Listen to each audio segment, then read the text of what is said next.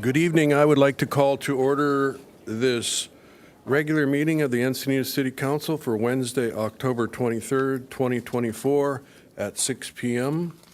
And if the clerk would please call the roll.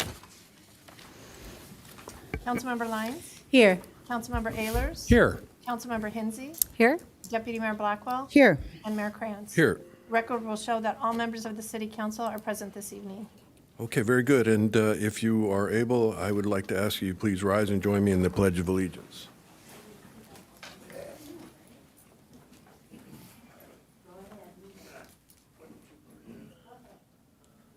Ready? Begin. I pledge allegiance to the flag of the United States of America and to the republic for which it stands, one nation, under God, indivisible, with liberty and justice for all.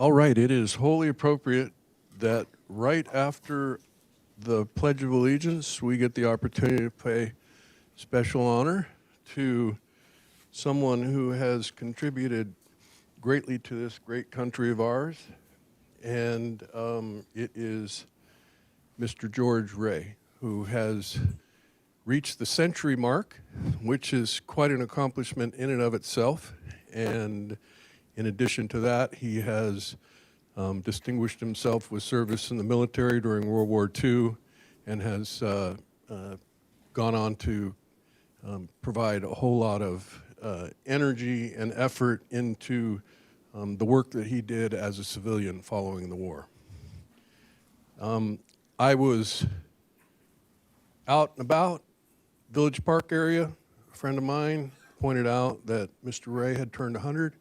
And I have always wanted to, as mayor, have the opportunity to issue a proclamation to a 100-year-old. So, Mr. Ray, if you could join me up here at the podium.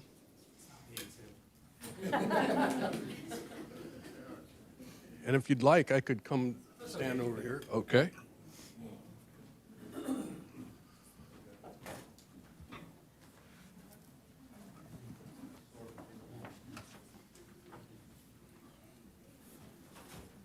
I haven't been in this much trouble since I got 20 demerits in school. 20 demerits, okay. Come on over here and look out at the audience, if you would, please. Yes, sir. Gentleman's from the greatest generation. I'm sure you've heard that phrase. And one of the joys of presenting this is that he is very close to the age of my father. So I know the accomplishment of making it to a century. My father passed away 10 years or so ago, so it's really an honor to be able to do this. And it is a 100th birthday proclamation for George Ray. Whereas on May 2nd, 2024, George Ray was born in Tucson, Arizona, and has been a resident of Encinitas, California since 1978. Still like Arizona, man. Yeah. He turned 100 years old. You could say, you could add whatever you'd like to add, sir. That's what you get to do. I learned that when you get to your age, you can say whatever you want. You're going to be terrified when I get to be 102. Yes, well, there'll be another one, yes. Whereas George Ray was commissioned as a lieutenant in the United States Army Air Corps during World War II and served in that capacity as a B-24 aviator until his honorable discharge from military service. And whereas, following his military service, George Ray received an engineering degree from the University of Arizona and was subsequently employed as a sales and quality control representative by Union Carbide Corporation for 34 years. And whereas George Ray honorably served as a board member on the Encinitas Village Park HOA board for more than 2 decades, In that capacity, George was diligent in ensuring the continued beautification of all common areas, green belts, and facilities for the enjoyment of all residents. And I hear that HOA service sometimes is like being in a world war. Is that true? Not to start it. No. Yep. There's some individuals managed to do Yep. Whereas George Ray's commitment to maintaining and improving the Encinitas Village Park physical and financial assets resulted in creating a wonderful place to live and ensure the closeness of the community. And whereas, for many years, George Ray, who has always been interested in local issues impacting his community, chaired the weekly current events meetings held at the Encinitas Senior Center. And whereas George Ray has been a devoted husband to his wife Mary for 64 years, and father of son Don,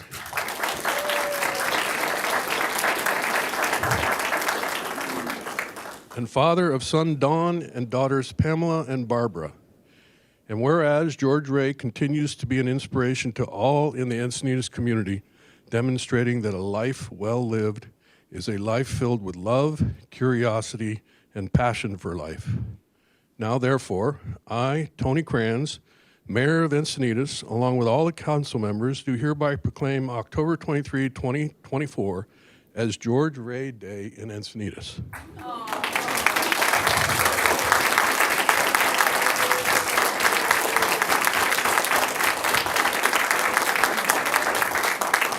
And I call upon all residents to join me in honoring and celebrating this amazing man who has lived a century with grace, dignity, and a fierce spirit of adventure.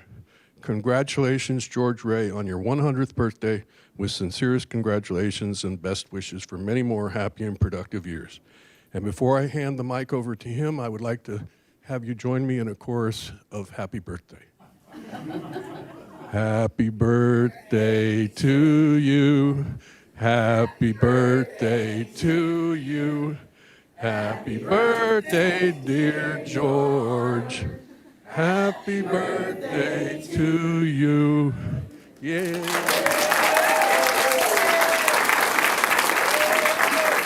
Would you like to say a few words?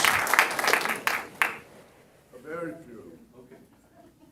But my insurance company thinks about me, you wouldn't want to hear. If you're still alive, they keep coming with different letters and complaint, whatever. I'm not going to give them. Very good. Would you like to join me for a photograph? So I'm going to hold this proclamation. My colleague is going to join me. We're going to have a photograph here. You can go ahead and hold that in front of you. No, not yet. We're going to take it. Oh, Council members coming on over. We're all here to celebrate you. Yep. Like that. All right, look over here, and 1, 2, 3. Let's do another one.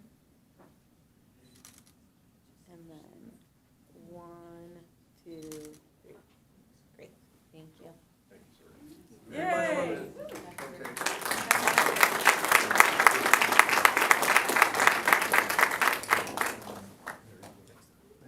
Thank you very much. Yep. thanks very much for your eloquence. You're welcome. I could hardly believe myself. Yeah. You're all right. What a bunch of nice people. What do you want me to say? Yeah? We're gonna go out this way. This one? Nope, we're gonna go out the door. Out the door?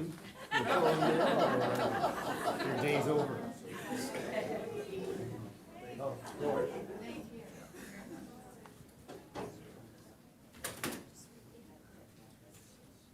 Thank you.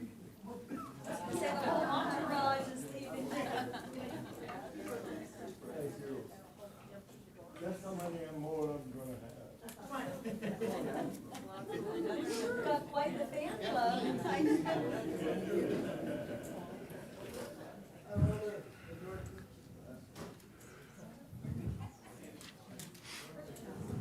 Okay.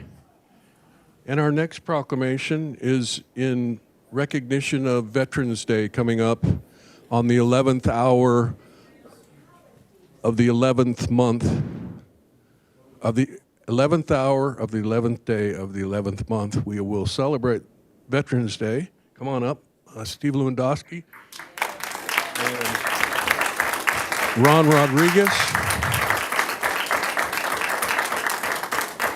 Ron Rodriguez is the commander at Post 416 down here in downtown Encinitas between 2nd and 3rd Street at F Street, one of the oldest organizations in the city of Encinitas. And Steve Lewandowski is the American Legion Foundation leader. And so I asked them to come and receive this proclamation on behalf of all veterans, not just here in Encinitas, but across our country and around the world. So I'm going to read the proclamation.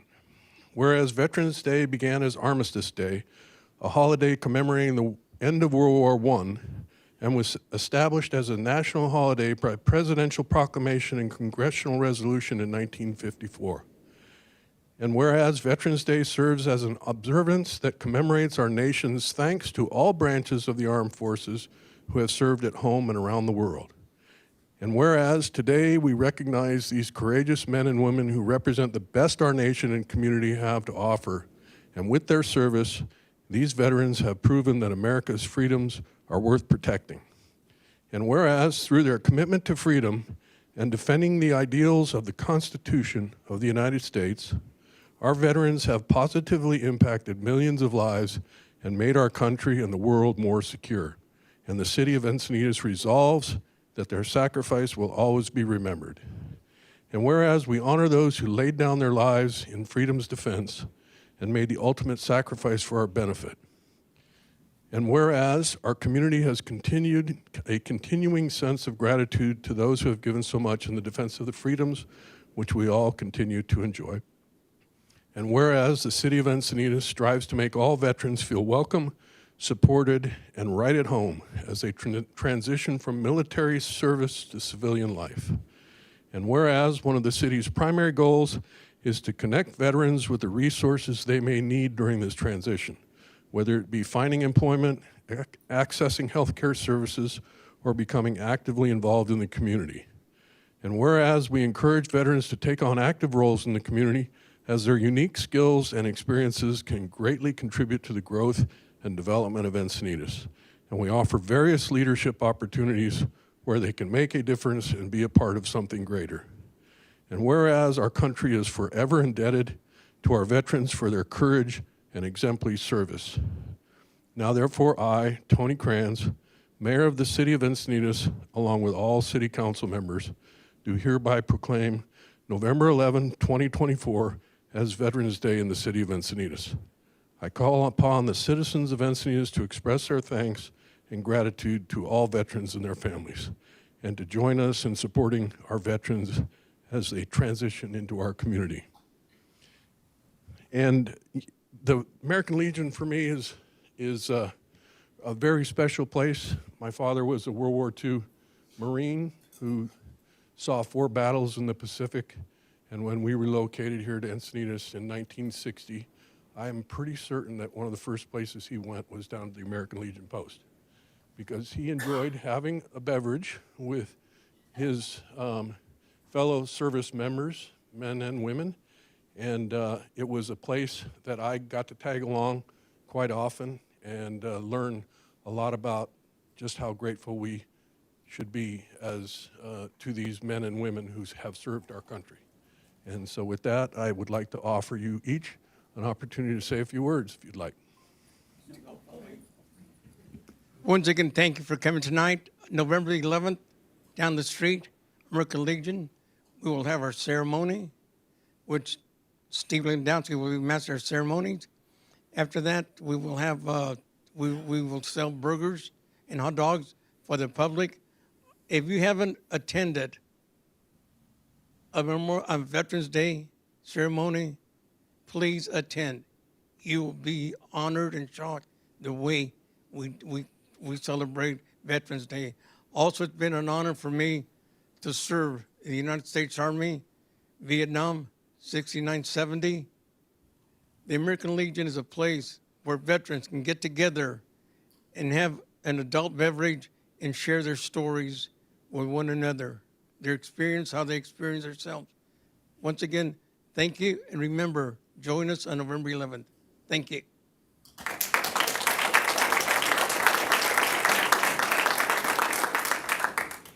Ditto.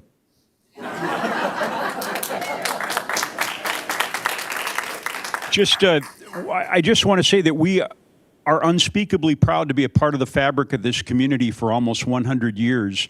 For those of you that have never been to our post, please, we welcome you, as Commander Rodriguez said, to come at 11 in the morning on Monday, November 11th. We have a beautiful ceremony there. We sponsor 7 Boy Scout troops, and they'll all be there. And then afterwards, we're going to have some lunch and some entertainment. It's going to be a fun day. And also, you can come into the post and you can look at the pictures of the commanders on our wall going back to 1930. And it's an absolute who's who of who's made a difference in Encinitas over the last 100 years. And again, we're unspeakably proud to be part of this community. Thank you so much, City Council and Mayor Kranz.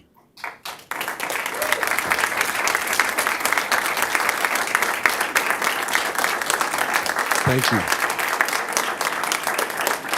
I appreciate it. And it wasn't mentioned, but the American Legion Post reached an important milestone recently when their plans for an upgrade to their very old building was approved by the Planning Commission. So they're entering into a capital campaign, I believe, and getting ready to raise the funds in order to build that new American Legion Post. So look for news about that. And with that, maybe we take a picture here. All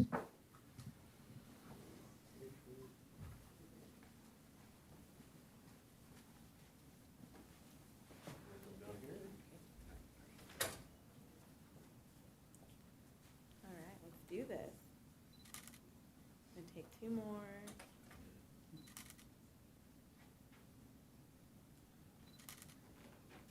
Great, thank you. Thank you. Thank you. Thank you very much.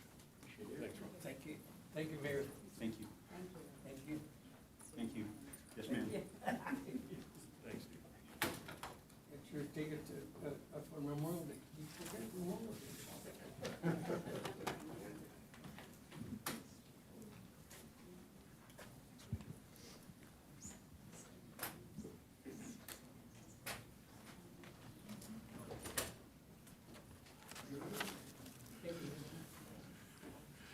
Okay, and presentation 4C is an informational presentation by Wild Coast to discuss their petition request made before the California Fish and Game Commission to approve the Swamis Marine Conservation Area, Marine Protected Area boundary south to the city of Encinitas, Solana Beach coastal border at South Cardiff State Beach.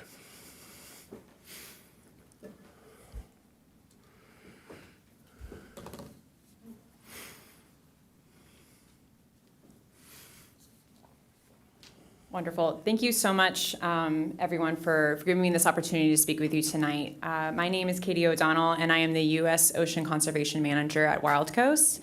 And want to take this opportunity to really thank the City of Encinitas for all of the work that you do for our oceans and coastlines. The City of Encinitas is a role model for the state of California for how to best steward and protect and care for a state marine conservation area like Swamis. So really appreciate all the work that you do. I'm excited to talk to you today about marine protected areas, tide pools, and I'm also going to share some information about the Fish and Game Commission petitions process. But first, I want to share who is Wild Coast in case anyone isn't familiar with us. So our mission at Wild Coast is to conserve our coastal and marine ecosystems and address climate change through natural solutions. We are a local, non-governmental organization based in Del Mar, and we work both in Mexico and in California.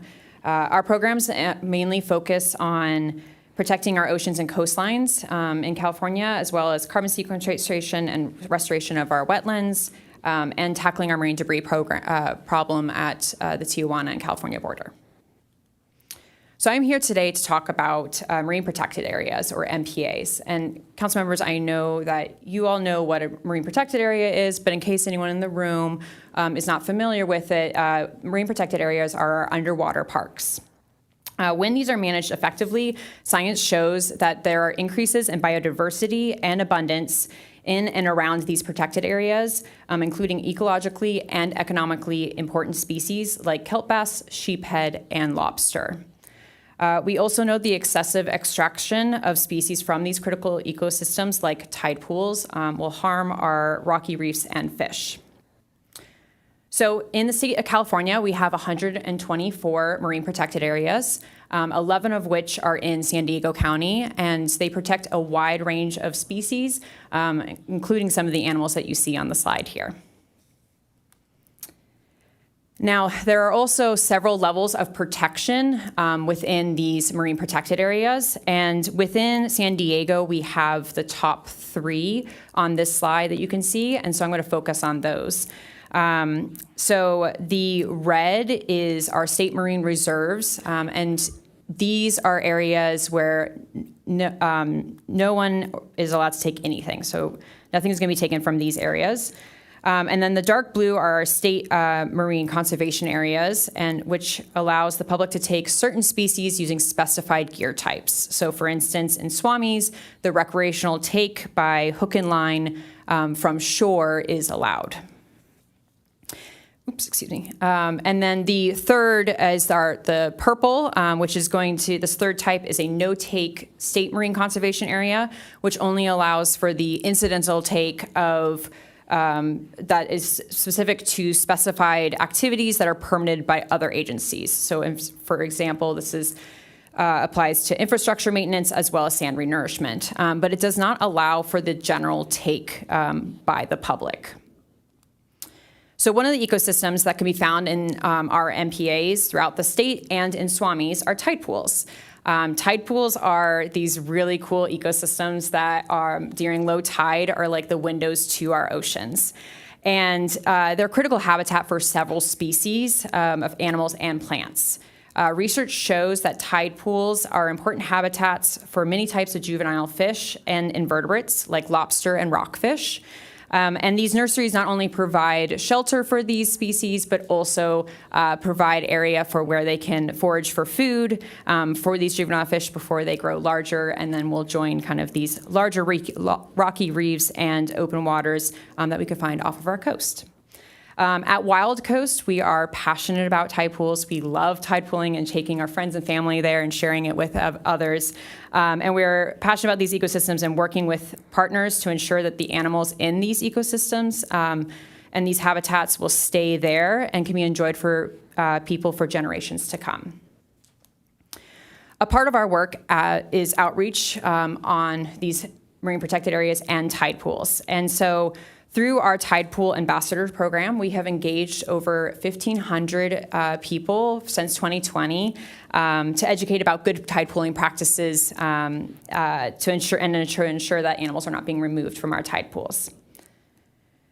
Wild Coast also helps with the installation and managing 102 signs for marine protected areas throughout the county, and we've distributed to date almost 6,000 printed materials. And council members, we have provided some rec guides and fishing guides for you as well that I've given to the city clerk. And there is anyone in the room, if you would also like these fishing and rec guides, it can be located at the small table by the front doors. So please check them out. We would love for you to see them. Additionally, we also partner with local and state agencies to ensure enforcement and compliance is maintained in our marine protected areas. We lead monthly compliance work calls. We manage 3 radar systems. We coordinate the MPA activity tracking through partnership in our MPA Watch program. And we also engage in state regulatory processes like the Fish and Game Commission's MPA petition process. And so before I dive into the MPA petition process for Fish and Game, I want to make sure that we're kind of all on the same page. So I'm going to give a little bit of history of this process. and where it comes from. So the law that created the marine protected areas in the state of California requires the state to review the MPA network every 10 years. And so this first decadal management review was completed in 2022. And this was a joint effort between the Fish and Game Commission, the Department of Fish and Wildlife, as well as the Ocean Protection Council. And through this review, they found that overall MPAs are positively impact intertidal and fish species in California. It also set 28 priorities for the Department of Fish and Wildlife to work on. And one of those priorities was to ask communities across the state to submit suggestions to adaptively manage our marine protected network through what is known as the Marine Protected Area petition process. So this process, there were, I believe there was 20 petitions that were submitted, and 3 of which are impact areas in San Diego County, and I want to share those with you for your awareness. And to note, the first 2 were submitted by organizations independent of Wild Coast.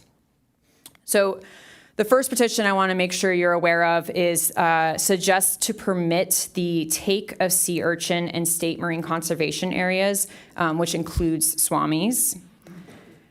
The second petition that I want to make sure you're aware of is there is a petition that will include a 15.2 square mile expansion of the Cabrillo State Marine Reserve to protect kelp forests.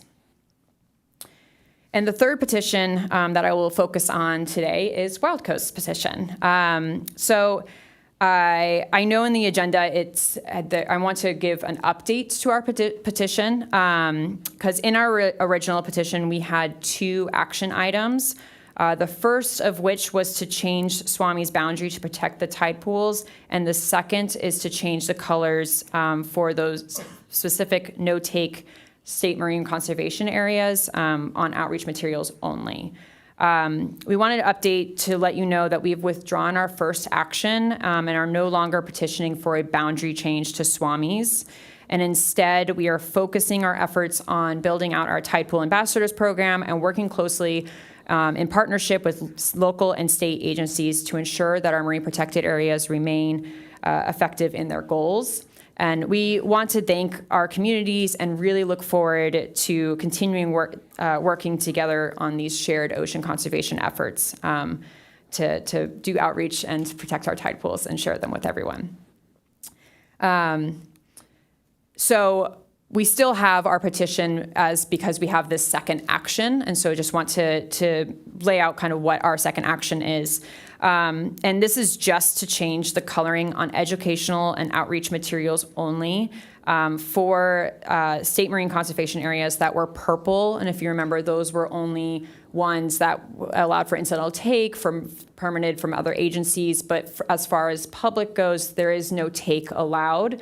And so we want to make sure that coloring reflects that and makes it clear. So we are advocating for it to be changed to red on those outreach materials. And this will just help clarify this regulation for the public.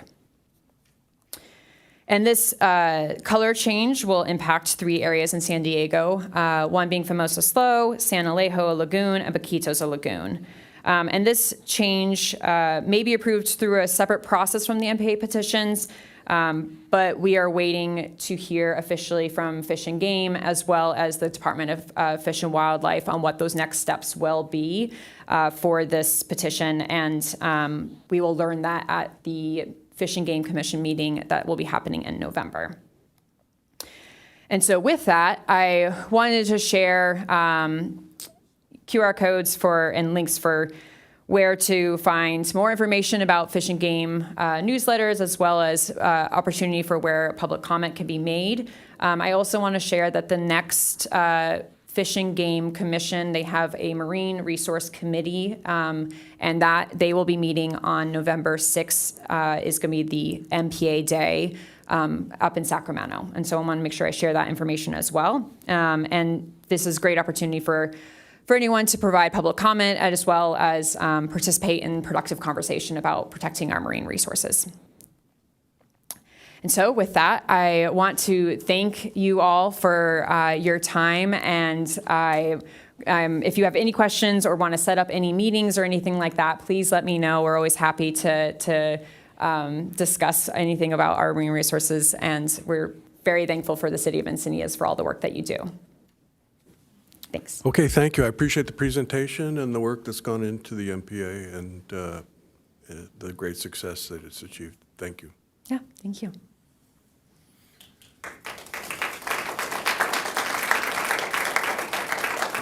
Okay, with that, we move on to item 5, oral communications. So we do have several. I will call you 3 at a time.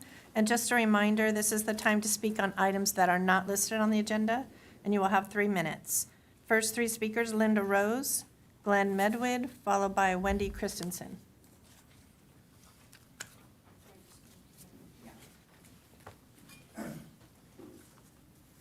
Hi, good evening. My name is Linda Rose. I've lived here in Encinitas for 34 years. I've brought up my family here, my son here, and we love it here.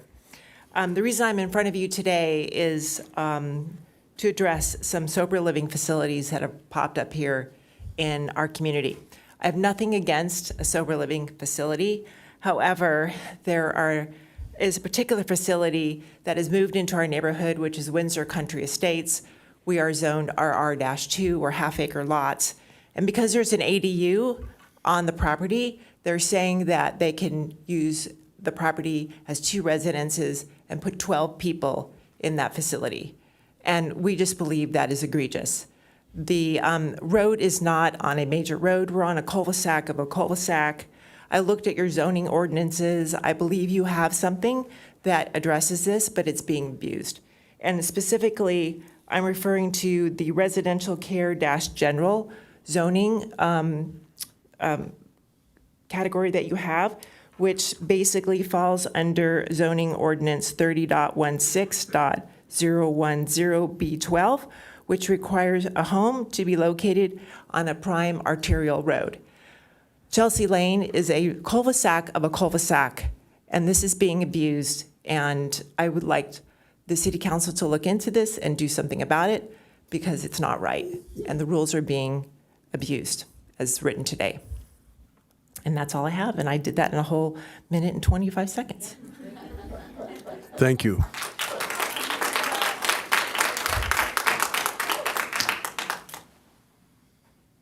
actually have one last thing to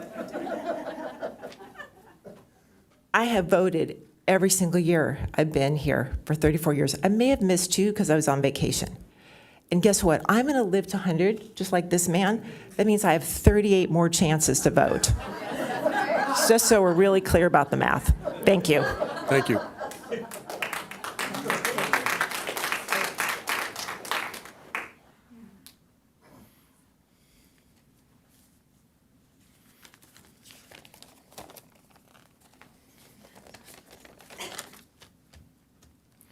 Thank you for the opportunity to speak with you this evening, and I would like to talk about the same issue as Linda. The sober home moving into our neighborhood was a surprise to us. Again, we believe that people who need help should get help, but not in a close-knit family neighborhood. Understand the state law says they can have a house with up to 6 beds, but it's our understanding they're trying to do 12 beds, which again, based on your zoning laws, we don't believe should be permitted. Windsor Country Estates is a very close-knit family community. Lived there a long time. I'm the original owner of the house, my wife and I. This sober house is right next to the horse trail, the horse and hiking trail that goes down Coal Ranch Road. So there are lots of kids that play on that trail. There are lots of kids that ride their bike, run, walk, whatever. And I don't think this house in that family neighborhood, excuse me, is the right answer. I don't think it's safe for those kids. The rest of us don't feel particularly safe. We don't know anything about the people that are patients there. We don't know whether they're violent. We don't know whether they're sex offenders, which is particularly important if you've got kids running and playing on that horse trail. Now, we may not be able to do anything about the fact they have 6 beds there, but we certainly would like for the city council to address the fact that they are planning on using 12 beds in that home. In addition to, concerns about safety of people, there's the diminution in value, the decline in value of our property, because frankly, who wants to buy a house that's right next door to a sober home? 6 is one thing, 12 is something completely else. It is a private road. We have to pay to maintain it. There are going to be increased traffic, increased garbage, increased noise, and it is not easy to get out of that road onto Rancho Santa Fe. Now, Encinitas is the flower capital of California, and that's great. We love that. We love it here. We don't want it to become the drug and rehab capital of California. We would ask that the city council address this issue and see if there's anything you can do to restrict these houses. We understand that there are already 12 of these sober houses in Encinitas. I guess Thank that's you, it. sir. If someone from the council could address who we can talk to within the city, We Mayor? do not address during oral communications the issues, but if you make sure that the clerk has your contact info, I will get in touch with you. Very good. Thank you, Mayor. Thank you, council members. Next speakers are Wendy Christensen, followed by Mark Christensen, and then Fuchsia Saarinen. Hi, everyone. I'm going to try to stay on topic. My name is Wendy Christensen. And first of all, I wanted to thank you, Mayor, and all of you city council members for acknowledging our veterans at Post 416. My kids were actually sponsored to go up to Boys and Girls State this year by the Post. And they have a long history of service and involvement with that community, and we very much love our Encinitas community. And I have to tell you that it's making me very frustrated, angry, and upset that we do not have all of you on board responding to our letters at this point, because I am also part of the Windsor Estates community. And I'm having to come down here and address this issue and now live in this issue for the last month, worried about the safety of my home, the safety of my kids, the safety of my neighborhood, the safety of the elderly people that live in my area. We purchased our home, and it's actually a very nice home. It's one of the older original areas. We're right there. We're technically Alevenheim and Encinitas.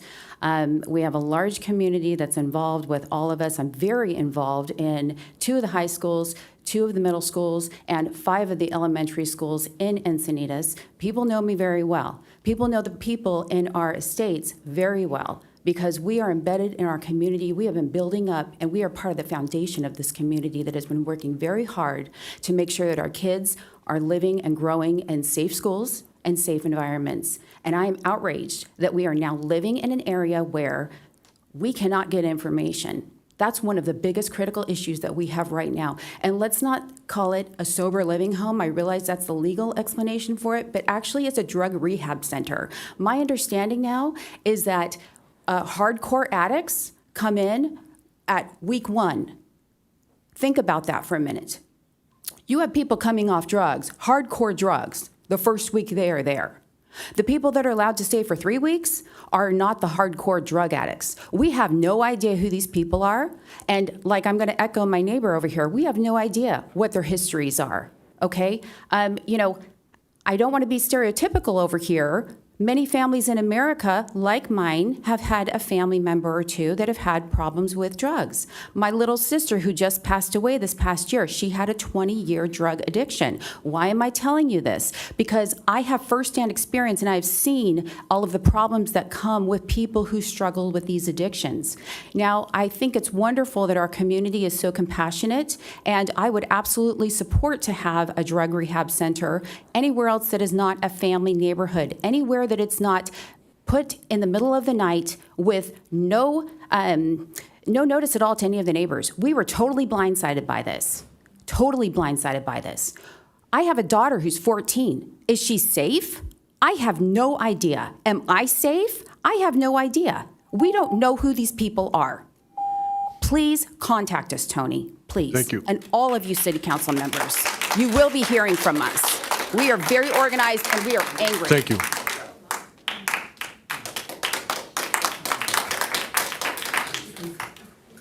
Mark Christensen, followed by Fuchsia Sarnen, followed by Katie Papaniak, and then Madison Rapp.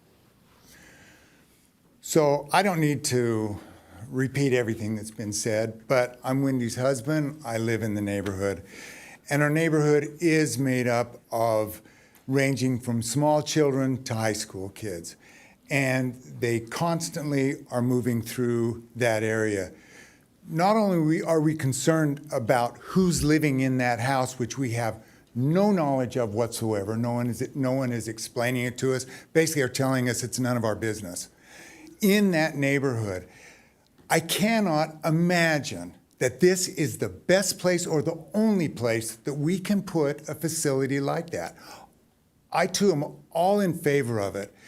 But in addition to worrying about who's coming and going in there, the workers now who are helping these people who are parking in our neighborhood, we don't have the facilities. There is no parking lot. As you come into the cul-de-sac area that we're talking about, you're coming down a hill. At the bottom of the hill, it makes a curve at a 45-degree angle. All of these workers are now parking on the street that forces any child who's walking or riding a bike or an e-bike to move to the middle of the road to get around those cars. If there's a car coming down that street to come home or do whatever, at the same time some child is coming around that corner, there's going to be an accident. And it's going to be a serious one, if not fatal. And it's not a matter of if that'll happen. I promise you, it's only a matter of when. Our neighborhood was not meant and built to be a parking lot, and it's becoming that also. So I would ask that the city council look to see what we can do to address this. This is not what Encinitas is about. We are loving, we're caring, but is this really the best place to put a drug rehab center? I don't think so. Thank you. Thank you.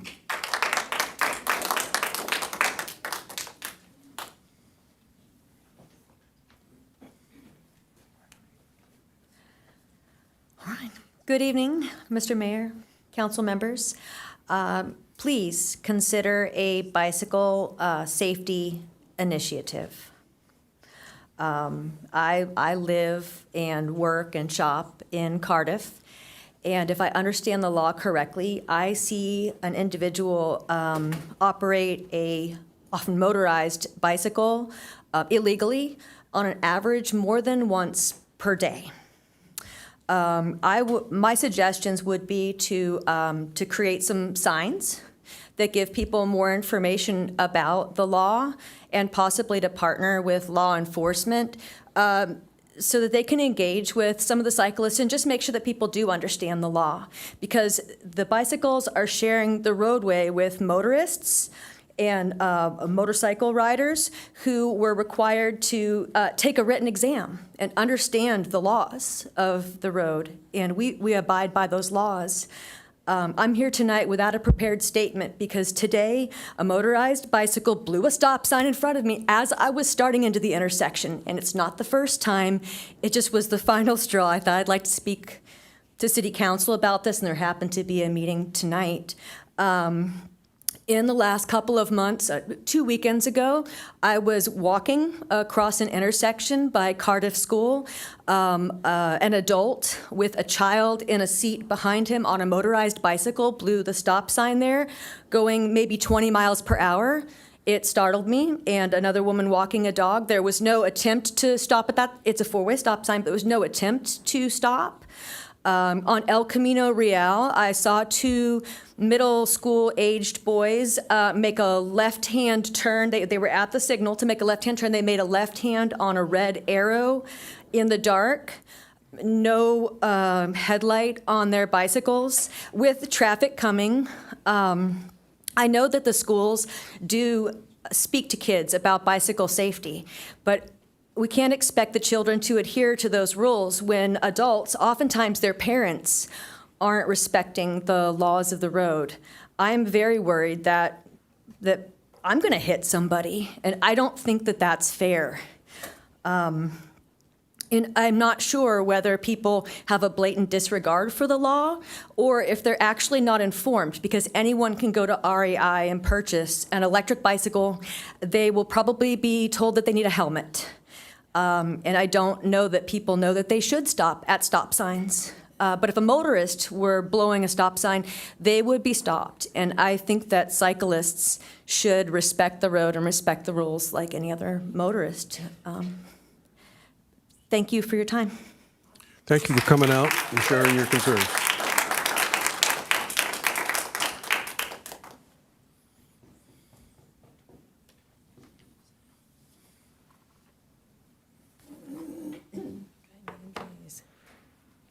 Good evening. This is Katie Papanyak representing San Diego Alliance for Drug-Free Youth. You will see a pen in front of you. So the Alliance has been active in our county for 30-plus years. I found them when I retired probably about 15 years ago, and for all the dedication and the programs that they have. What we do is work with community partners like yourselves, and we provide safe and healthy environments for youth and their families. I'm here tonight to recognize National Red Ribbon Week. It's always a hard one to say, but the concept is something we engage in almost every day, not just for 1 week. Red Ribbon Week is a great opportunity to give children and teens tools and information that can help them make healthy choices throughout their lives and help them understand that choices have consequences. We conduct workshops for Red Ribbon PTA leaders, and they choose from many, many activities during the week, such as a BMX bike show or stunt show, which they have to pay for, or messaging that they might have on a helmet for a football game. And then there's these little pledge. They all make like a little bunch of these that stick together, and maybe it says, I want to be a better citizen, or I want to be the best person I can for my family, something like that. High school students in our district participate in San Diego Alliance programs such as Study Buddies, which is my favorite thing to do, and I do it at Capri. And that's a homework and mentoring program that pairs teens with elementary school students. Teen presenters are high school seniors who have made the choice to stay alcohol and drug-free and give presentations to elementary and middle school students about the benefits of being substance-free. Please remember, a very low percentage of students use substances. I think it's thought of I think teens themselves think a lot more use them than really do. But when they make that choice, it can be devastating for them and their family. And I have seen that in my whole career. I have to steal this little quote from Lamar Odom. He said, no matter if you are homeless on the streets or own a $5 million mansion, drugs will mess you up. So thank you for your commitment to making the city safe for our youth. Thank you. Thank you. Next speaker is Madison Rapp, followed by Karen Schrader, and then Patty Stottlemyre. Hello. As a mother of 3 young children, I want to add my appreciation for San Diego Alliance for Drug-Free Youth's involvement in training Red Ribbon Week PTA chairs, who in turn provided Red Ribbon Week events and activities at their Encinitas School District school sites. It is so important to talk with our children about staying drug-free. School events like Red Ribbon Week are a great opportunity to bolster these conversations. Last week, I took my kids to run some errands, and when we got back in the car, I saw my 4-year-old holding a cigarette butt he had picked up from the sidewalk. I immediately got rid of it and was worried he might have put it in his mouth. This unfortunate situation led to a good conversation with my kids about how there are poisonous products out there that we do not want to put into our bodies. It should be obvious to most people that a child playing with a cigarette is unsafe. But what I don't think the public is aware of is all of the harms of marijuana. There was a great New York Times daily podcast that came out yesterday that delved deep into the issues of modern marijuana. And one of their main points was that the public is unaware of just how dangerous marijuana can be. It's estimated that up to 30% of regular marijuana users may experience symptoms of cannabinoid hyperemesis syndrome, which causes severe nausea and vomiting in chronic marijuana users. This serious condition can lead to dehydration, kidney failure, and even cardiac arrest in severe cases.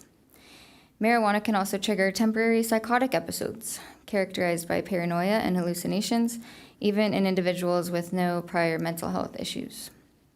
THC levels in cannabis have increased tenfold over the last 50 years, with concentrates now reaching upwards of 90% THC.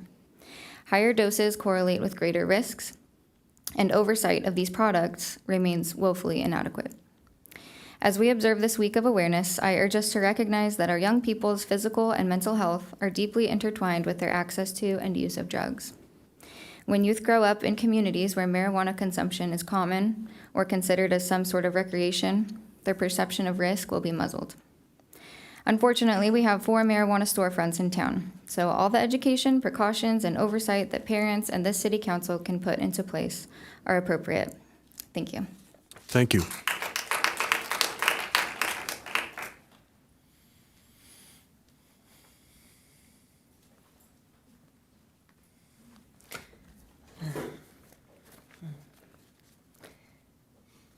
Good evening, council members. My name is Caron Schrader. Last week, you voted to increase consultant fees for the Climate Action Plan. Not all, but some of the city's Climate Action Plan initiative pushed the city to adopt global priorities, like the United Nations Sustainable Development Goals, which may not address or align with the immediate needs of Encinitas. Such overreaching risks shifting focus away from the pressing issues that Encinitas faces. The net zero policy of Climate Action Plan shift toward global frameworks, threatening local autonomy, and imposes unnecessary bureaucracy. Encinitas should advocate for a return of flexible local control planning processes that prioritize the unique needs of Encinitas. Increased taxation at the city level to fund climate initiatives adds to the financial burden on residents who are already burdened with other taxes and inflation. These expenditures can significantly strain household budgets, diverting resources away from addressing more immediate community needs such as infrastructure, maintenance, and public services. By imposing taxes to support global climate goals, the plan risks reducing the overall quality of life in Encinitas. Essentially, services that local priorities may become underfunded in favor of broad international sustainable efforts. Local governments are responsible for maintaining local environment concerns such as water resources, habit preservation, and overall ecosystem health. Local environmental stewardship programs that directly benefit their communities rather than broad global climate agendas that do not address immediate local needs, such as community gardens, which promote local food production and community engagement, tree planting initiatives, and enhanced green spaces improve air quality and provide shade. Some of Encinitas is already doing this, like creating a wonderful recycling program with an educational component. I would like to read to you a quote from a Hurricane Helen survivor. I know that was random, but bear with me. Things that helped me survive: a gas car, a gas stove, a hot water heater, a gas chainsaw, and cash. Things that were useless during Helen: an electric car, electric appliance, a debit card, a city bus, government, diversity, my tax dollars in Ukraine. Yes, climate has changed, and maybe it's from the patents for weather modification starting back as far as 1891, when method of producing rainfall was patented. While the Climate Action Plan aims to address climate change and sustainability, please don't overlook the specific needs of Encinitas. Instead of prioritizing infrastructure and energy security and economic growth, the Climate Action Plan focuses on global targets like net zero emission and urban densification, which may not suit small town Encinitas. I have like a lot of pages of climate, patents. Thank you. Thank you. Next speakers, Patty Stottlemyre, Jim O'Hara, Luke Schaefer, and then Rachel Graves.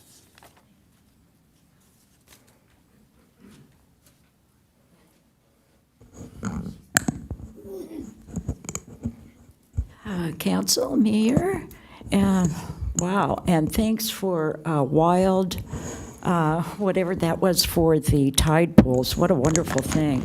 Okay, the Climate Action Plan, last week it was an agenda item to more money for consulting services by EPIC of USD with Dr. No, industrial engineer. Oh, let's see here. Uh-oh. Okay, here we go. So, Energy Policy Initiative Center, USD School of Law. Oh, they educate law students. And Dr. No will help to estimate the impact of non-vehicle modes of transportation. Which is good for 15-minute cities, which is in line with the United Nations Sustainable Development Goals, which includes housing density. Here's another person that's advising the climate with the County of San Diego. He has a PhD in political science. Now, this professor, Linzen, is of atmospheric and planetary sciences at MIT, and Professor Harper at Princeton. They, along with 1,900 other scientists and professionals, have signed the World Climate Declaration. And they're saying that climate science should be less political, while climate policy should be more scientific. They are also saying global warming has not increased natural disasters like hurricanes, floods, droughts. However, there is ample evidence that CO2 mitigation measures are as damaging as they are costly. Well, here's some of those mitigation things recommended by one of the advisors in the county. Here are skies over San Diego. From PubMed, aerosols, particulate sprayed in the troposphere. For geoengineering, weather modification with significant ramping up since 2013, has profound implications on environmental and human health.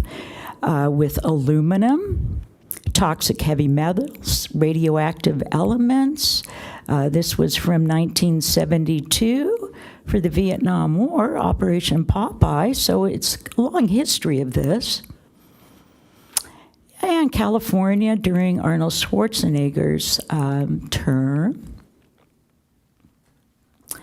So, with the goal of net zero, please don't overlook specific needs of Encinitas. Thank you. Okay, thank you.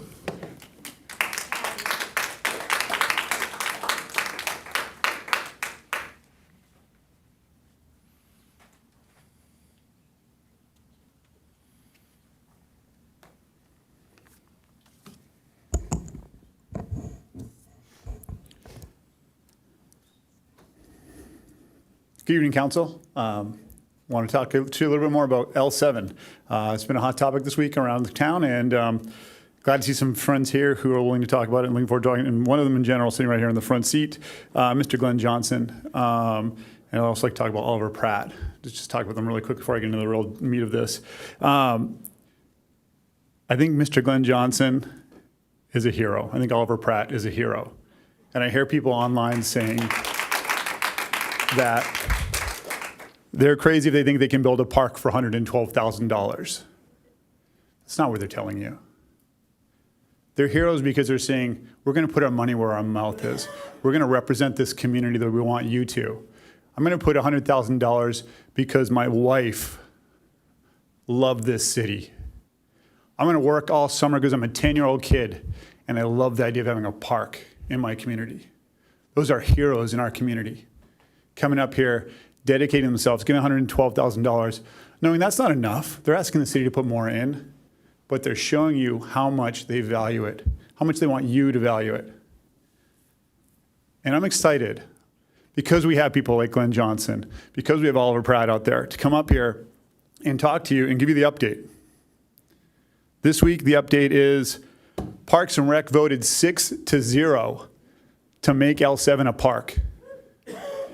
Huge outcome. I know that I've looked over the ratings. It's not rated number 1 on yours or your rubrics or your rating of the available sites. So I know that you want to make it a park. I've heard people online say that, Tony, you want to make this a park. So I'm very excited about this park. I'm looking forward to seeing it happen. A lot can happen between now and then. We've got something coming up about 2 weeks. Everybody up there, this is going to look a lot different one way or another. But I'm offering you guys a chance before we get there to just publicly come out and say, we're going to put a park there. Be heroes. One last time, do one thing, no matter what, with this group of people right here in front of us, because it is going to change, that says, this is our stamp. We're going to stand up for the community. We're going to see our heroes, listen to them, and we're going to act in a way that honors them. Let's make L7 a park. You guys have the authorization from the entire community to do it, and we're looking forward for you to doing it. Thank you. Thank you.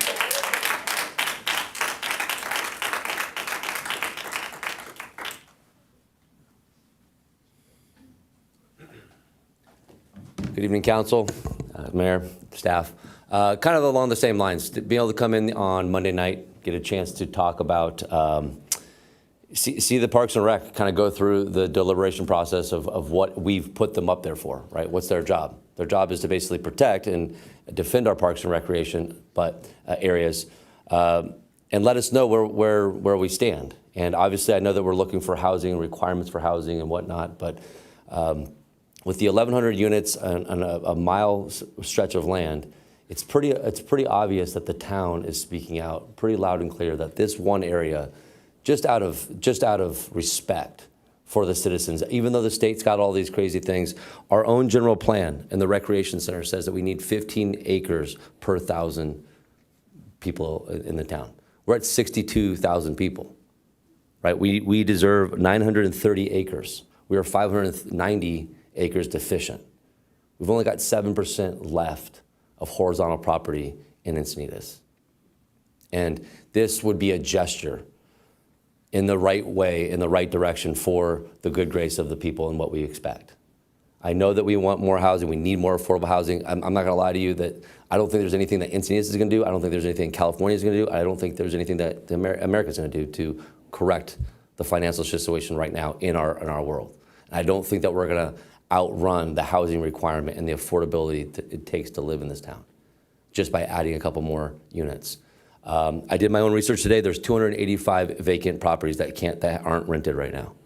So it's not a numbers game. It's a cost thing. And I know that we're looking for affordable, but again, if it was going to be in these new apartments, we're going to be affordable, the newest location would be full by now, or at least have a waiting list, and it doesn't.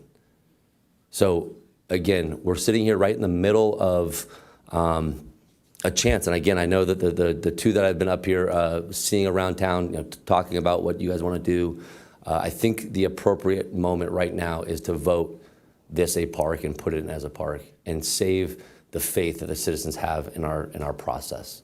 So thank you very much. Thank you.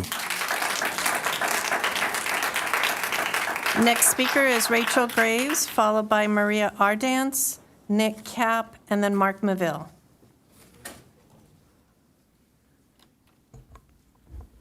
Hi there, Rachel Graves.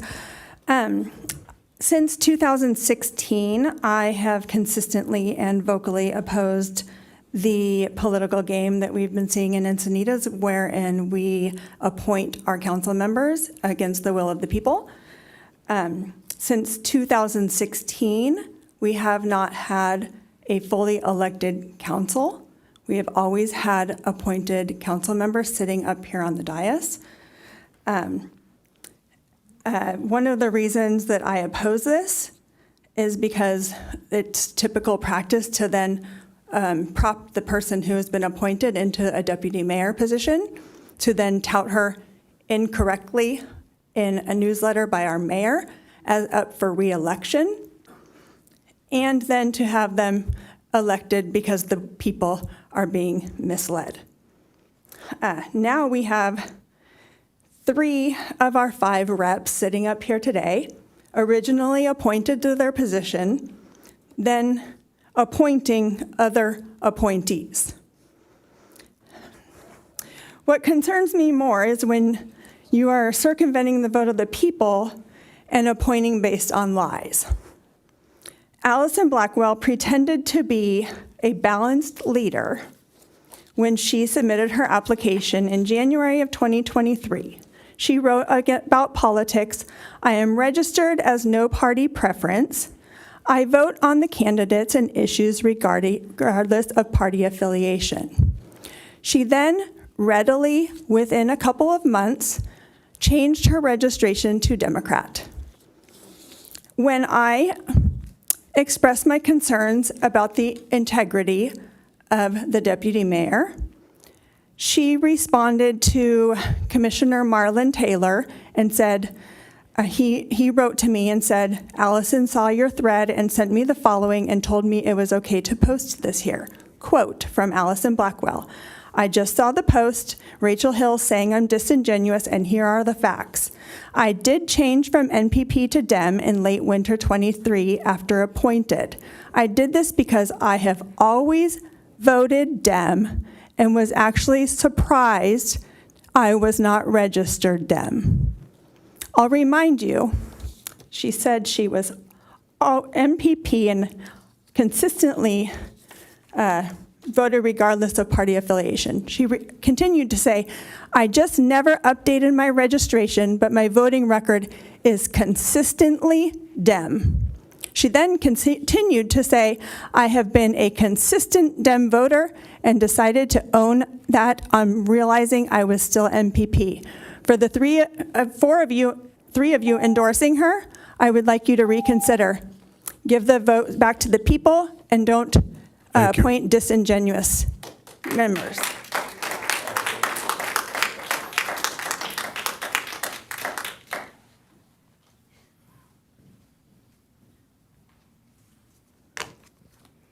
Hello. Okay, so earlier this week, I was thrilled when the Parks and Rec Committee unanimously voted to recommend that you return L7 to the necessary parkland that this community needs. Like I told them, it's actually an amazing opportunity for you guys to correct the mistake that this council made. So please fix your mistake and return L7 to parkland.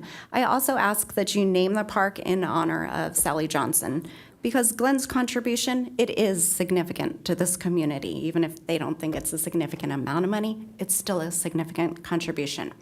Okay, so speaking of your messes, housing element. I decided I was going to read the entire updated housing element, not just like sections of it.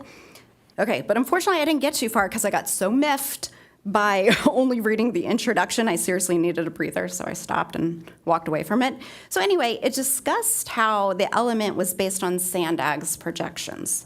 Okay, according to SANDAG, regional growth forecast leading up to 2019, mind you, right? Because this is 2021 to 2029. So anyway, Encinitas can expect an anticipated 11% population growth through 2050. 11% growth yearly? Are you kidding me?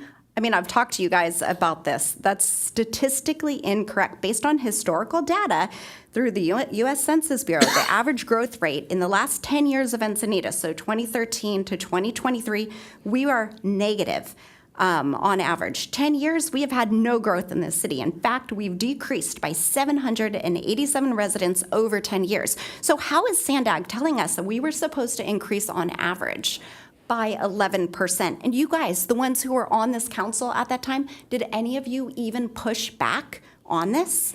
That's just crazy. Those were bogus projections. Sure, you know what? Build thousands of apartments in this city, then our growth rate is going to be artificially increasing, right? That's not organic growth. They came because you built it, right? Build it and they will come. That wasn't necessary based on math.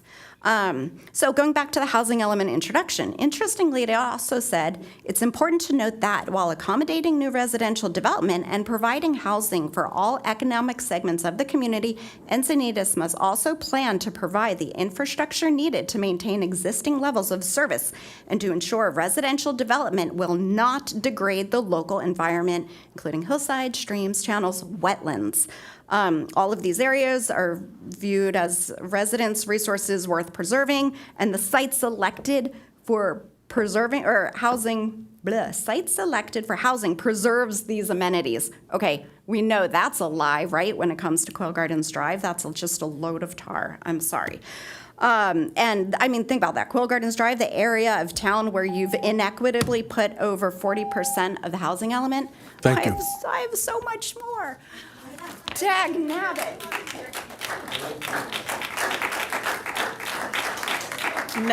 Next speaker is Nick Cap, Mark Maville, and then Lisa Provenzano.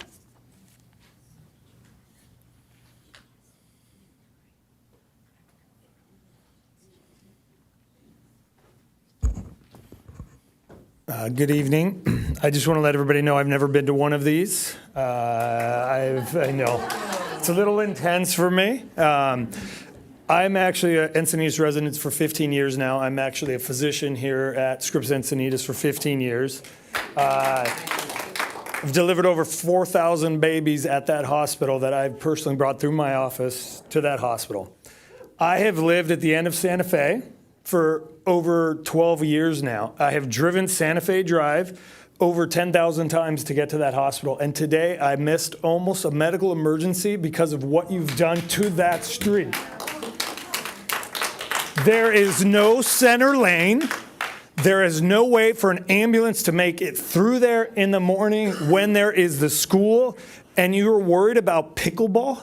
That's what we've done to this street.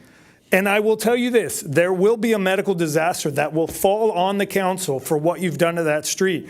And I hope I'm not part of it. I hope I can help it. But I bought a moped so that I can navigate traffic to get to the hospital in these times. That's a disgrace. That is a disservice of what we've done to that street. Not only that, there is a high school there. I have 2 high schoolers there who are scared to go to school because of the traffic. They've almost been hit, trying to make a left-hand turn. Nobody waits. I don't know what we're going to do without a center lane. What is the plan? That road has been destroyed more than 5 times in the 12 years that I've lived off the end of Santa Fe, and this is by far the worst. And now we're expecting people to pull in and reverse and park? What is the mentality there for safety? And where are those ambulances going to come from all at the end of Santa Fe where you have all of the, elderly homes that get called multiple times a day because I hear the ambulances because I live there and I know the fire department guys because I've delivered their babies and the sheriffs and I see them trying to make their way through traffic. What's the plan here? I don't understand it. And I'm just a concerned citizen, father, and a physician who needs to get to that hospital. And it becomes, what time is it? Oh, am I going to go down and go around and jump on the freeway to go a mile because school is in session? How are cars supposed to turn left to get into school? And how are cars supposed to go continuing east out of school with no center lane to protect?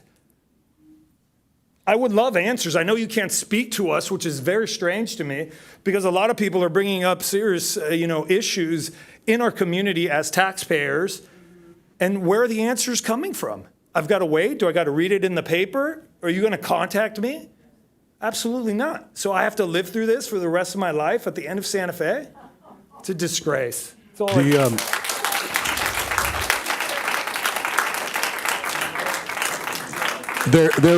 There will be a center lane, and if you would like, we could set you up with a meeting to have the project explained to you. So there is a way. There is.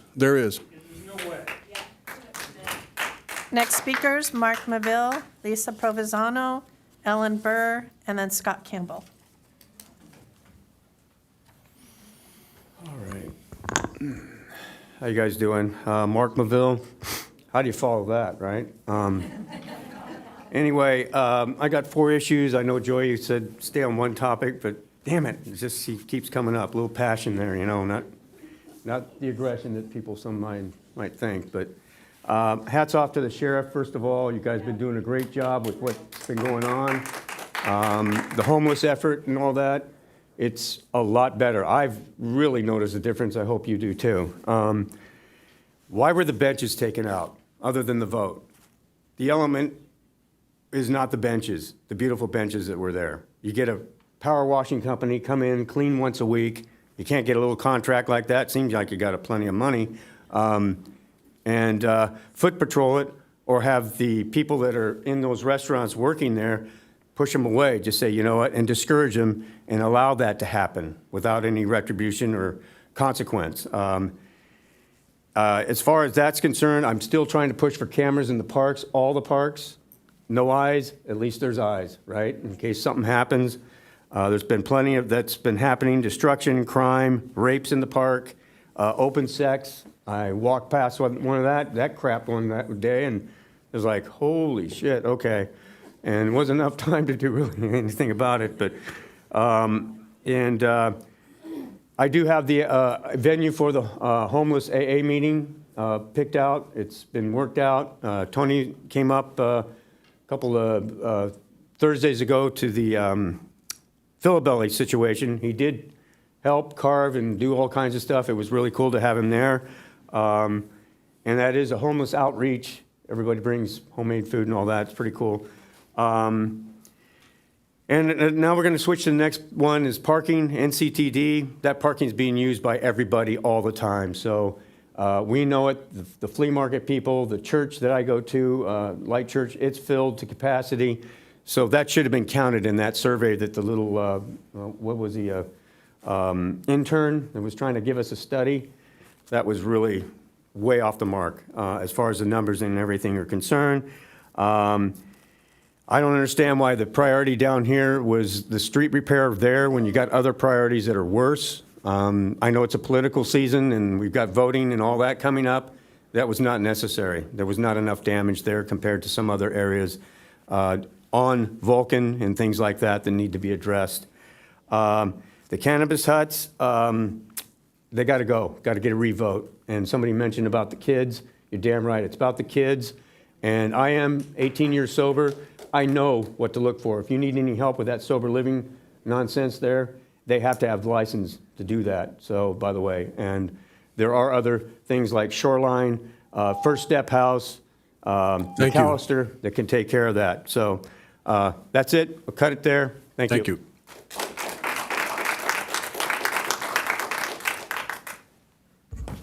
My name's Lisa Provenzano. I live on Quail Gardens Drive, so you know what I'm going to talk about. But first, what the doctor said about the improvements that are being done around the city.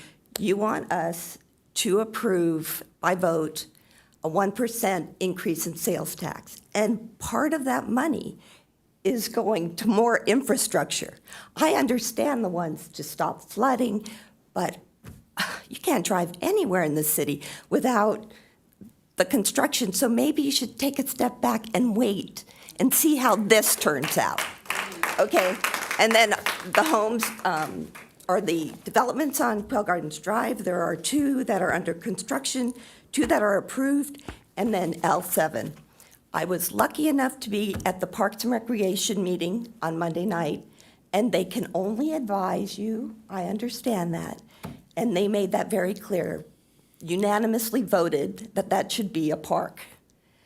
And, I mean, I lived there from the time that Quail Gardens didn't even go through. So my community's 35 years old there. It's just, and then a really good thing came up at the Affordable Housing Task Force meeting, because that's what I do. Go to all these meetings because I cannot understand it. That outreach, what is the outreach? I mean, they said there were 4 of us or something at the task force meeting because people really don't know about it. And maybe it's me, and I just didn't know about it. But I speak for my community, and we each take different tasks to try to fix the wrong that would go if you do not put a park in L7. Now, the task force ranked the potential sites. And after a lot of speaking and a lot of raised voices, because some people represented what I would love, said we should take L7 off the table. And there's a good reason for that, because the community does not want it. The constituents who are going to vote do not want it. And we feel we're misrepresented. I feel so strongly about it that I'm going to vote outside of my political party because you vote on the issues. And so it was supposed to be the top four, Could you address the council, please? narrowed down to the top four. And L7 was number 8. By the end of the meeting, the 4 were going to be looked into, but L7 fell back in there, and it's number 8. Thank you. And I have this if you need it. Next speakers, Ellen Burr, Scott Campbell, and then Alina Thompson. How many after Elena?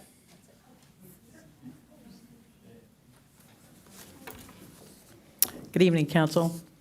I hope your dark pool Odyssey is easier to drive than the one I was associated with, so Deadpool, cool. I was at those meetings too. What I would say about the Parks and Rec meeting is it was excruciating to sit through the deliberation part that had to do with whether or not there would be naming rights. And it shouldn't have been excruciating and so drawn out and traumatic, except for the fact that they were not given a definition of significant. And that's the main holdup on why it didn't happen, was because there was no definition of what a significant contribution would be.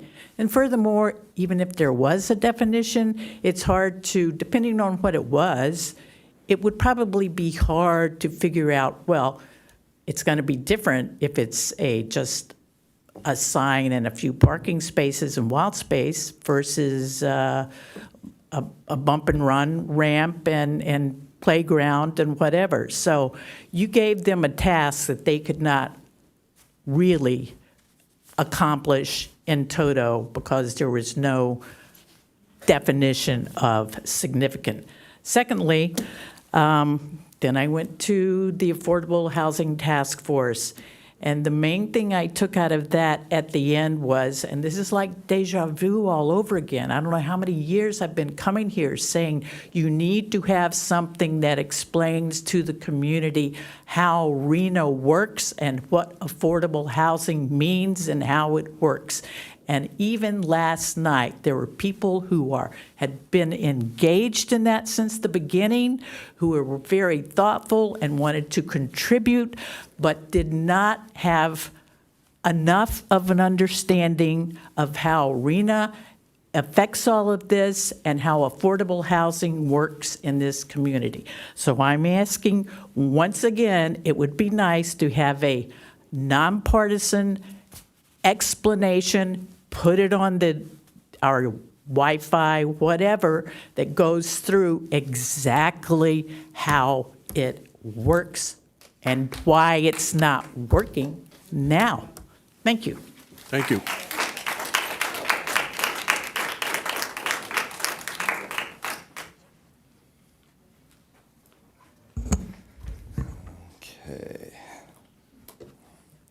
Okay, hello everybody. I'm Scott Campbell. I live in Encinitas District 1, and Encinitas Citizen Review Panel has some information. I can't say it's exciting, but we have information today. We're going to talk about bike racks, bluffs, and stormwater. So last week, you voted to take out the benches, and you talked about bike racks and bike racks and bike racks. My ask is that you put this on the agenda tonight and discuss not putting bike racks in as they're not needed. Based on the difficulty of taking out the first set of benches, maybe more today, we might already be over budget, so we may not have room for the bike racks. Just leave it as open sidewalk. Let some of those restaurants maybe have a chance. They've been hurt. They couldn't do anything. And now you're going to put bike racks in front of them. That's not so good. The existing bike racks, as you see in this picture, are underused. I took a survey today. In North Cascadia, not one bicycle was in a rack, not one. The bike racks on the sidewalk are really hard to get to. We don't really want people pushing their huge bikes on the sidewalks. It's already crowded, so let's move on. I know it's a $12 million expense, and that was my family dentist. This bluff collapse was inevitable. I offered evidence. This is pictures here. How are you going to stop this? Sand? Nothing is going to stop this kind of. This is moderate waves, no bigger than me. Moderate waves. If you really want to fix this, get rid of all the ice plant. Ice plant is extremely heavy. It's non-native. It's invasive. The first picture on the left is where the bluff collapsed. You can see all that heavy ice plant. And the picture on the left is just north. And that was a bluff collapse. And you can see what happened. The ice plant's gone. The bluff collapse is a huge contributor. Where is this $12 million coming from? Administrative services budget is only $6 million. And we're paying $12 million out of that budget. We have 25.7 in the general fund reserves. Our contingency reserves at 20%. What are we going to do? I want to know. And I hope you discuss this. It's on the warrants. I didn't pull it, but I hope you discuss this. Now, I want to put to rest this notion that a lot of the council has been trying very hard to fix stormwater drainage. The 2012 report recommended a bunch of things, and the city blew them off. We've had 12 years since then to do these things. We've done none of these. None of these. We could add special tax. The people that are affected, we could charge them. We didn't. What are we going to do? We have not raised our contribution since 2008. Thank you, sir. And for your information, the settlement is being paid from the insurance that the excess. I was going to ask about that. Thank you. That was actually on my thing. That's actually a good thing. Thank you. The last two speakers, Elena Thompson, followed by Karen Caden. That sounds like we had an addition. Yes. Hi, everyone. Elena Thompson. Welcome back, Kelly. Congratulations on your new baby. I'm here to say hello and to introduce myself because I'm an Affordable Housing Task Force member. And there's a lot of discussion over that today, so I wanted to put Elena, a face could you address the council, to a please? role. Oh, excuse me. So there has been a lot of talk about this Affordable Housing Task Force. And in the interest of transparency, I just wanted everyone to know what we learned last night, that the special meeting will be on November 19th, when, as you all put it last night, there will be a staff report that is simply an informational update. And that informational update will be on all of our work, the 11-member task force. And I think that's great because we have been tasked with looking at alternative sites to, I like to say, Quail Gardens Park Site, because the general plan does call out Quail Gardens Park Site as just that, a park site. So this L7 depersonalizes it, and parks and open space are my life. They're like a fundamental part of who I am and the world that I live in. So I'm there to protect parks.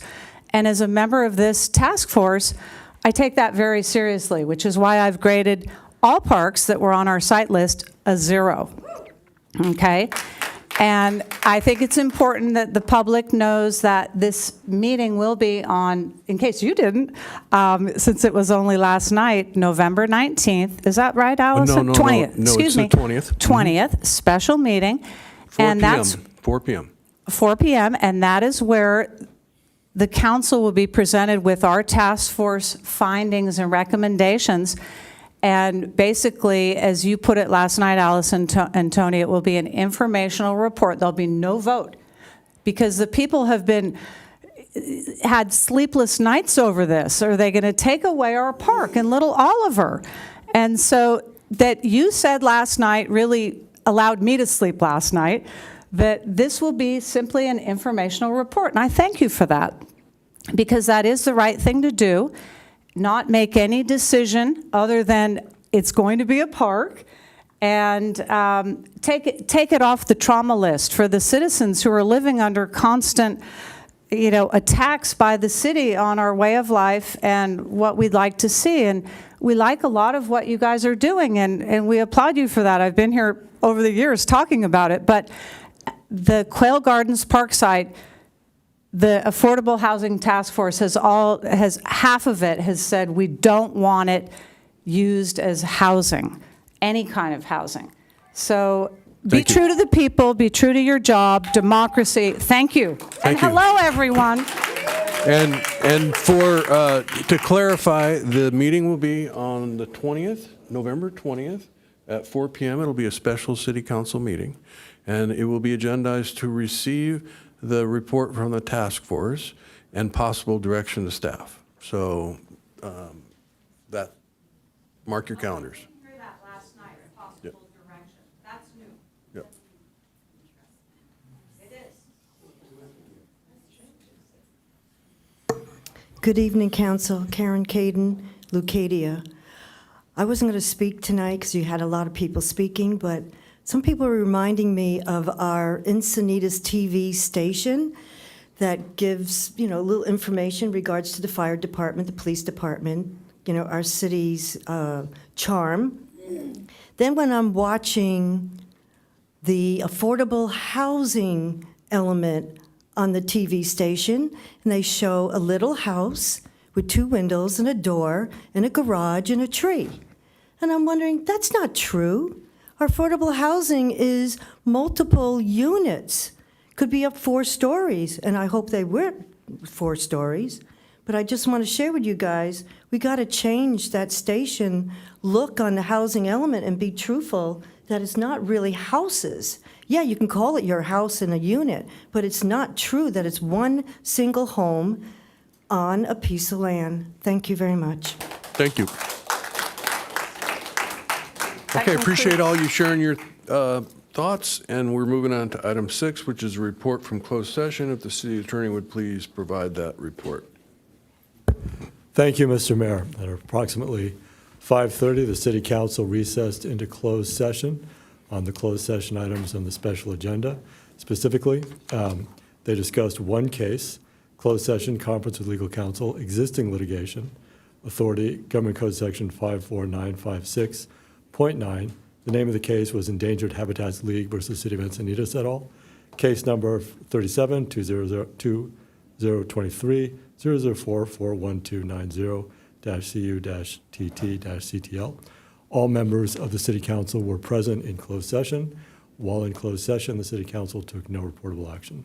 And that concludes the closed session report. Thank you. And Madam Clerk, are there any changes to the agenda? No changes to the posted agenda this evening. Moving to the consent calendar, item 8C has been removed by a member of the public. 8E is an echo? C as in cat. 8. And Mayor, I would like to pull 8D. D is in dog. And what Dog. was the 8? C. C is in Charlie. Charlie. 8D and 8C. So that leaves us with items 8A, 8B, 8E as an echo, 8F, and 8G. And I would entertain a motion. So moved. I'll second.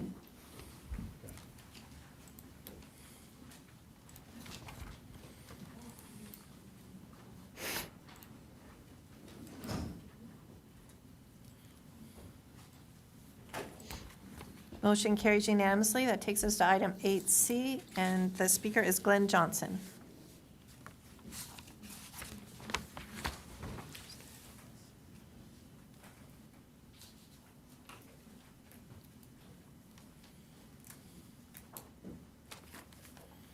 Members of council, city manager and staff, and city attorney, my name is Glenn Johnson, and half of my question has already been answered.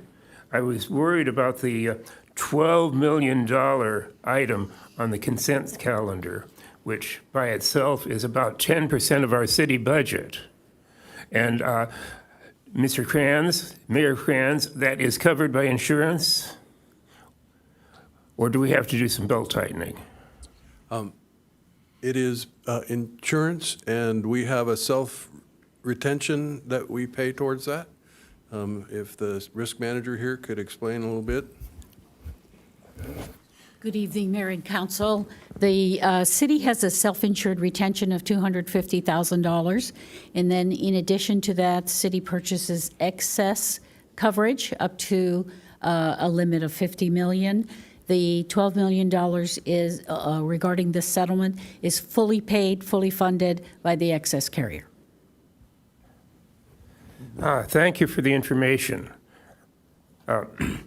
I would appreciate it if the council would, or if the city would publicize this with some kind of information to the citizens, because there's some rumors going around. Okay. Are you done with your comments then? Or And do you have more? But this reminds me that perhaps we have to think about approving the sales tax increase, because we have so many unfunded things in the city. Thank you, sir. All right. Jace. I'm sorry, what was the question? Jace? There is a press release that have been released to the all the inquirers, and if you would like one, sir, I can provide you with that. That explains the lawsuit and the particulars of what is being done with the city and the family together. Will it be posted on the website? It is on the website. It is. In the news section. Okay, so with that, I would move approval of 8C. I'll second.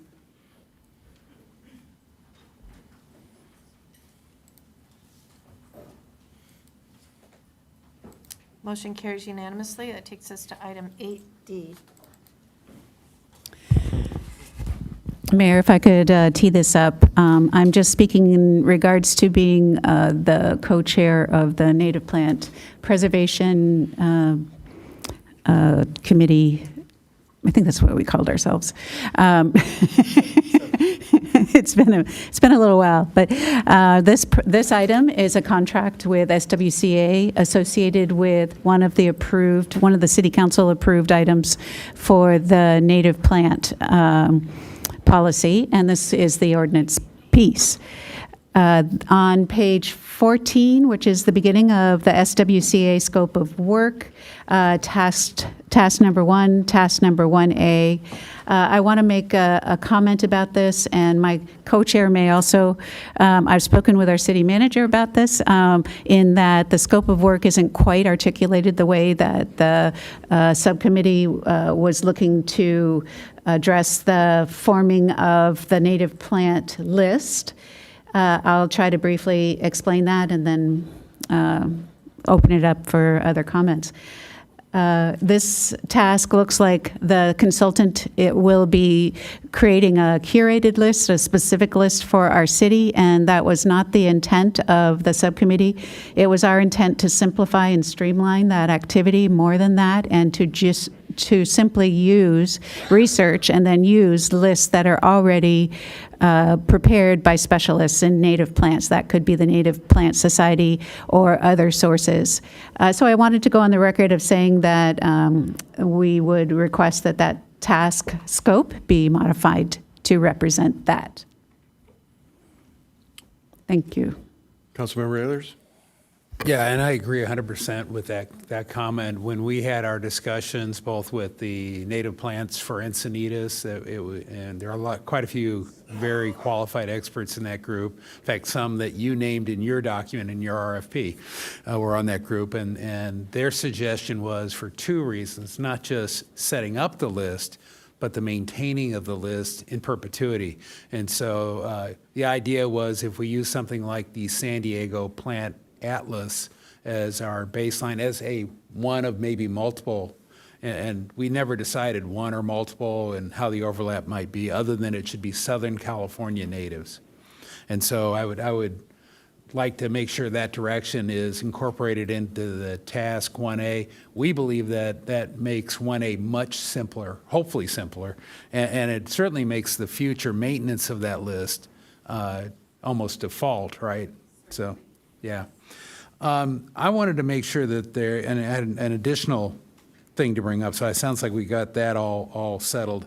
I just wanted to understand, because there were some references to other costs like travel, and I'm trying to figure out how much we're allocating this. It's a good chunk of money, but there was one additional, the optional task of plant adjacency, and I think my subcommittee member would agree that the plant adjacency and areas we dispensed with because of cost to try and keep the cost down. I just want to make sure that I know it says optional in the proposal, and right now the option should not get exercised, and I want to make sure that that is the direction you have. That is correct. Okay, great. And then as far as travel and any other added costs, I think there were costs and fees. Is that in addition and on top of the budget we're allocating here, or does that all have to fit into the budget? It's all within the budget. Okay, perfect. And I'll move approval of 8D. I don't know if... I'll second it with the amendment, if I could. Recommend that on page 14, task 1A be modified to use an existing specialist, to research and use propose an existing specialist plant list and not to curate our own list. And can we modify that to be one or more plant lists? Because we talked yes, about could be overlapping. Thank you. Yeah. So the question is how that changes the contract, right? Would we say there's some savings on that, and do we know? And, maybe this should come back after it's been redone. Staff can work with the consultant just to clarify that in the scope of work for task 1A. Yeah, and I would add that to the motion, just to bring it back to determine if there are cost savings, if there are or not. If you're okay with the second on that? Are you requesting that it be reported back whether there's cost savings? Yeah, whether we need to adopt I guess we'd bring it back to adopt it with the cost savings or not. How about I think that we approve this as is, knowing that it's going to drop, and the city manager will be responsible for negotiating a reduction in the cost, and we can delegate that authority to the city manager. I'm okay with I'm that, too. comfortable with that, Yeah. thank you. If I could just say, I don't think there's a reduction in cost. I think that we're all violently agreeing, and I think it was the way that it was written, but I don't think that there's a reduction in cost. That is correct. The task 1 still included doing all the research and analysis of the existing plant list. So we weren't going to create our own. I think it was a little confusing in the paragraph, but the header did say examine existing list. So we don't anticipate a cost savings. I can duke it out with that consultant out in the hallway if you want me to, though. Happy to. I appreciate the clarification, Patty, thank you. Okay, so we have motion and a second, and we are now clear on the fact that the number that is identified is the number.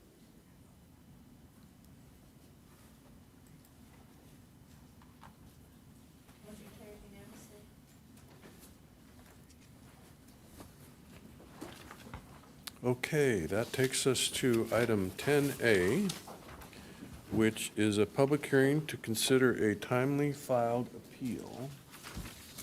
And it is case number Appeal 007531-2024, and it's appeal of the Planning Commission's approval of a design review permit and coastal development permit authorizing construction of 42 single-family homes with associated landscaping, trail, and site improvements, and the placement of a temporary construction trailer at the site located at 2004 to 2094 Pearl Street, formerly 510, 512, 514 La Costa Avenue. And as a public hearing, we will receive a staff report And then I will ask the council to disclose any other information they have received that is not included in the staff report. There will be a round of preliminary questions. We will open the public hearing. The appellant will have 10 minutes to present, including and share time with whomever the appellant feels is appropriate. The applicant goes next for 10 minutes, also including any other experts they may want to have present within their 10 minutes. There will then be public speakers. There will be rebuttal by the applicant for 5 minutes and rebuttal by the appellant for 5 minutes. And then the public hearing will be closed, followed by council discussion and action.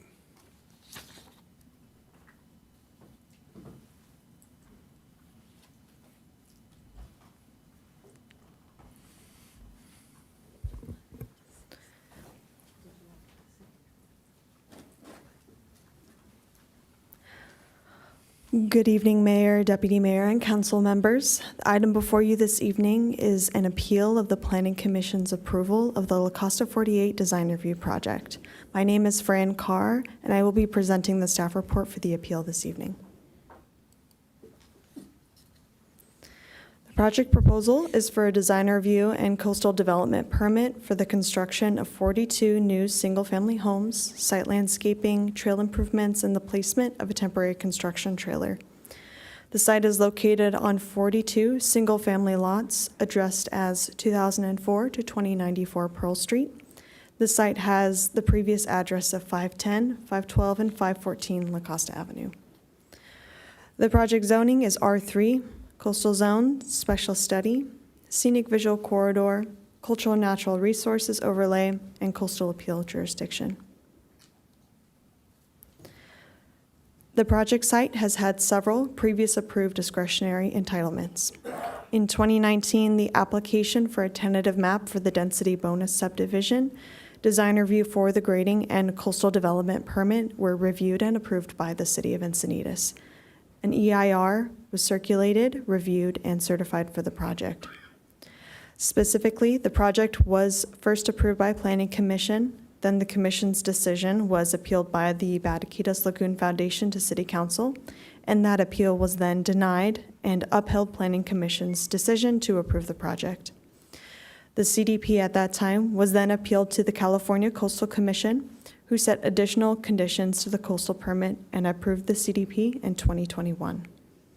In 2022, the Planning Commission approved a modification to the 2019 approval to reflect the Coastal Commission revisions to the tentative parcel map and design review, as included in the attachment to the staff report. An addendum to the EIR was certified at that time to capture the change in conditions. As required by the project conditions, a grading permit was issued in 2023 for the rough grading of the site.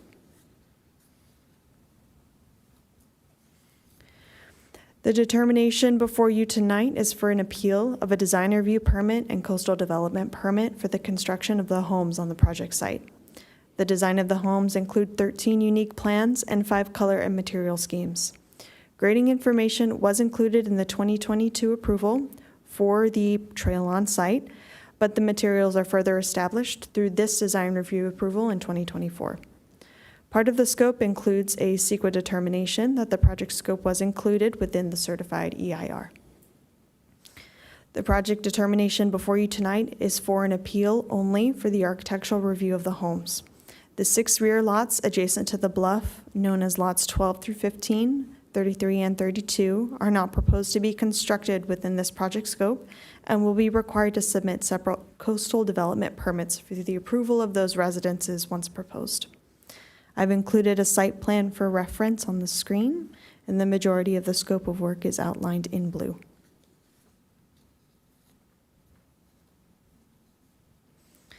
On August 22nd, 2024, Planning Commission approved the project under Planning Commission Resolution Number 2024-15.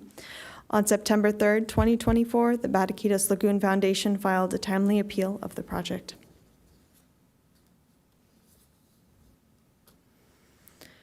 According to the appellant's position in the appeal related to the contaminated soils, The project requires an EIR within Section 15162 of the California Environmental Quality Act, known as CEQA.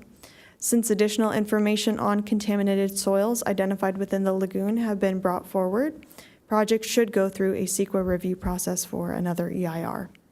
The appellant is requesting that the City Council impose additional conditions to the project and require a subsequent EIR be completed for the new impacts.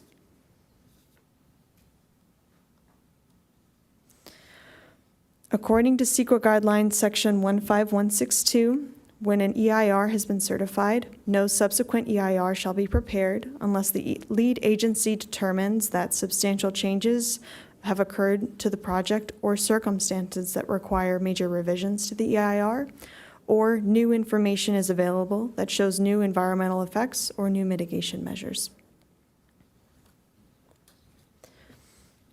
Further, this project meets the requirements for the CEQA guidelines section 15162, as no substantial changes to the project scope or project circumstances have occurred, and no new information of substantial importance, which was not known or could not have been known, have been identified that warrants a subsequent EIR.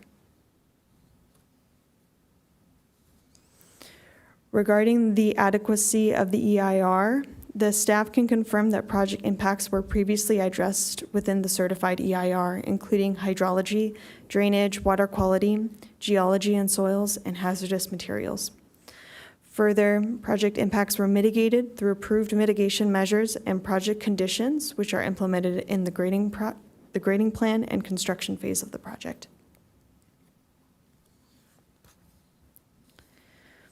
The appellant has stated that the provided lagoon contamination report warrants another EIR and claimed that hazardous soils on site pose a risk to the lagoon. The lagoon report does not adequately connect the contaminants in the lagoon to the project scope before you of the design review of the homes. Further, the Voluntary Assistance Program, known as VAP, through the Department of Environmental Health and Quality, have been completed per the mitigation measures in the EIR. According to the appellant's position in the appeal regarding the bluff erosion, that the project requires a subsequent EIR within Section 15162 of the California Environmental Quality Act, and since additional information on a destabilized bluff adjacent to the site have been identified, the project should go through a CEQA review process for another EIR. The appellant is requesting that City Council impose additional conditions to the project and require a subsequent EIR be completed for the new impacts.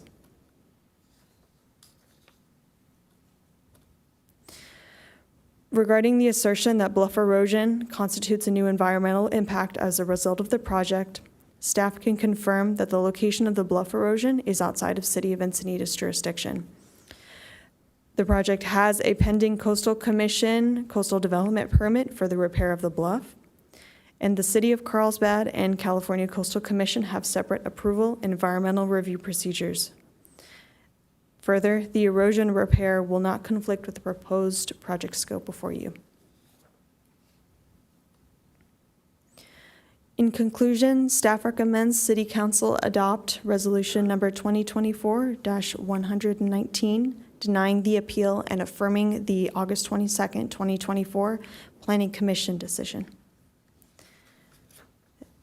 This concludes staff presentation. I'm available for any questions. Thank you for that. And while it's not part of the procedures, I'm going to let everyone know that after we make our disclosures and before preliminary questions, we'll take a break. Okay, so if you could make your disclosures. I have nothing to disclose. My only disclosure, I just want to let everybody know that I was on the Planning Commission that approved the original EIR, not the modified plan, but the original one back in March of 14th of 2019. So, and when you say modified plan, you're talking about the changes that were made by the Coastal Commission. I was on it before that, but it was the original adoption of the EIR. I voted to approve it. Okay, thank you. I have a similar disclosure that I served on the council in 2019 when the EIR was before us, and I too voted to approve it. I want to just ask a question of the city attorney. Do I need to make any disclosures that I made at that time in 2019? I recommend that you do. Okay, so at that time, I did meet with the applicant and did a site visit. I have nothing to disclose. And I have the disclosure that I too participated in the original appeal, and that's the end of my disclosure. So with that, we will be back for preliminary questions in 10 minutes, so 8:05.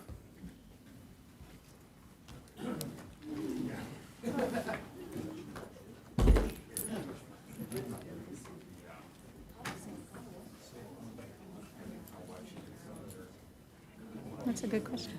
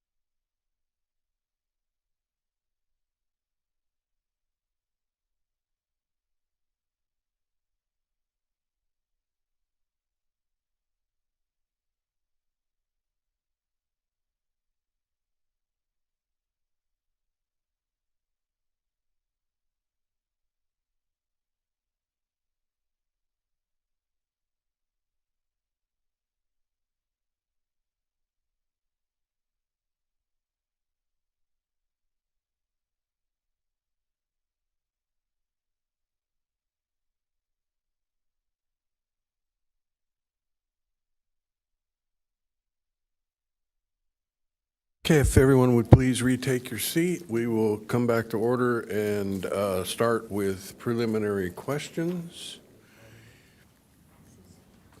I don't see any requests. Councilmember Ehlers has requested.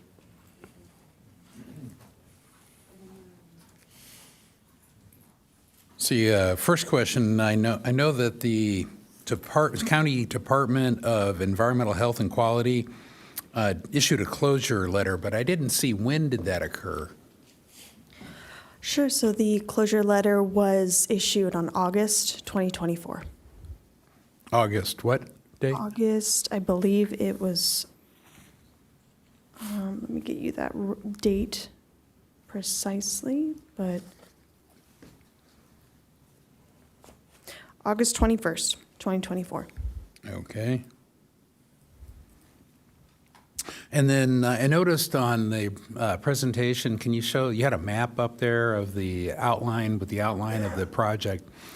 Is the project before us tonight that, or is it first, it's design review, but it's also CDP too, right? Coastal Development Permit? That's correct. The project scope before you is design review and CDP. And for tonight's approval of the CDP, is it the entire project, or is it just the CDP? Is the CDP separate for that versus the family houses, or whatever you want to call the remainder? Yes, so they are separate CDPs from the larger 6 lots that are remainder, and it's a separate CDP from the tentative map approval. Okay. So it's a separate and distinct CDP? Correct. Okay. And then was there information as far, I think I saw in one place that the contamination did not exist prior to 2024. Did I read that correct? I think I saw something that there was data from 21 that said it was not present, and maybe even 23 it was not present. What is staff's opinion on when the contamination was detected and when it was maybe not present and determined? To clarify, are you asking about the biology report as part of the appellant's attachments, or the project site? I am talking about any data that we have, hard data that we have, that says it is the contamination was present or contamination is not present. I know we have it from the appellant data from a time slot, but I'm asking, and in particular interest to me is prior to the bluff failure, prior to the January rain event, really. Was there any evidence in the record that the contamination was not present beforehand? No, we don't have that evidence present. Okay. There's no indication that that contamination was or was not there before, or that other tributary sites could have contributed to that contamination. Okay. Let's see. And then just to clarify, and the encapsulation and the grading that completed the encapsulation, I believe it's done now, right? Yeah. When did that grading start, and when did that encapsulation finish? So the grading permit was issued in 2023, and the encapsulation was completed through the closure letter in 2024, in August 2024. Do we know the state during the rainstorms during January and early February of 2024? Was it open, closed? So we don't have the specifics of that information. The Department of Environmental Health and Quality reviews, that the closure was done successfully, and since they approved the closure letter, we've determined that that's been done successfully. Okay, great. And then I think I'm good for now. Thank you. Okay, seeing no other preliminary questions, we will open the public hearing. and the appellant will begin with 10 minutes allotted time.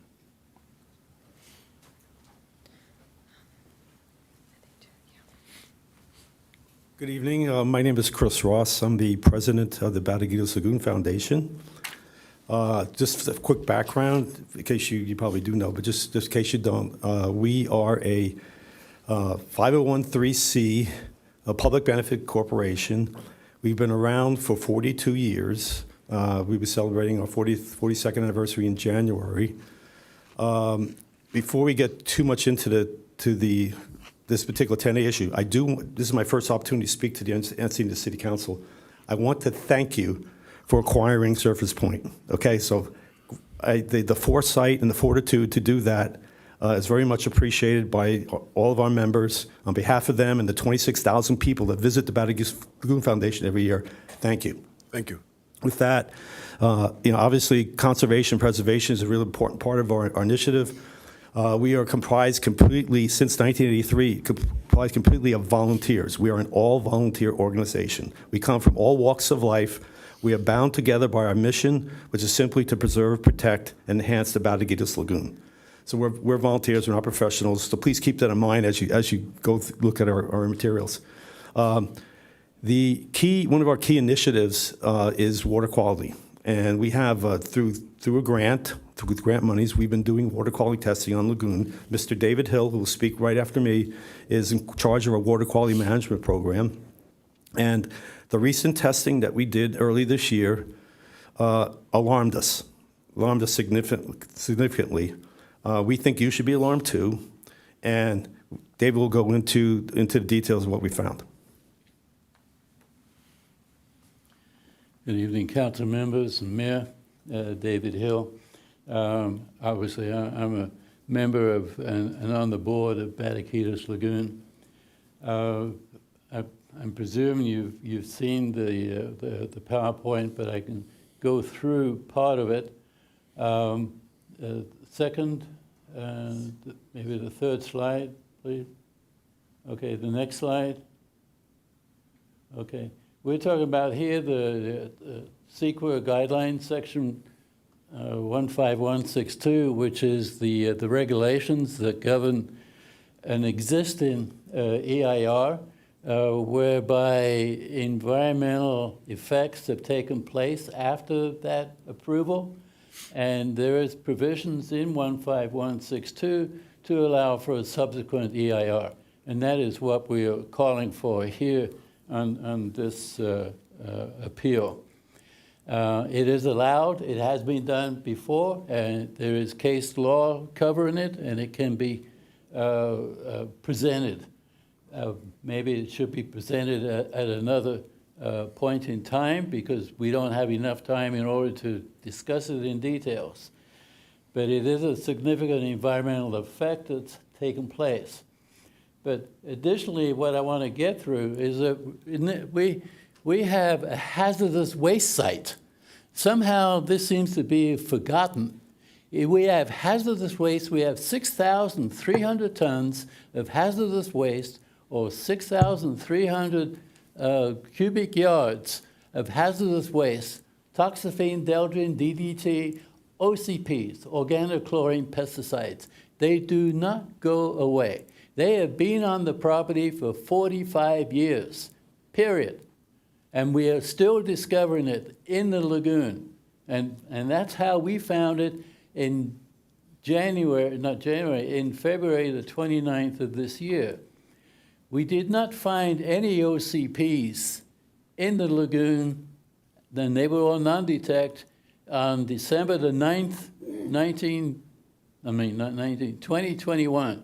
But 3 years later, we got it. So what happened in that period of time? How did it happen? This is what we were puzzled. In the interim, we met with the San Diego County Department of Environmental Health and Quality. We met with John Siniha. Chris and I, we met down there.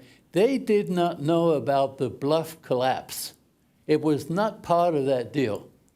In actual fact, the public health official there was going to help us to provide hydraulic connectivity by putting the dye in the septic tanks which are on the site.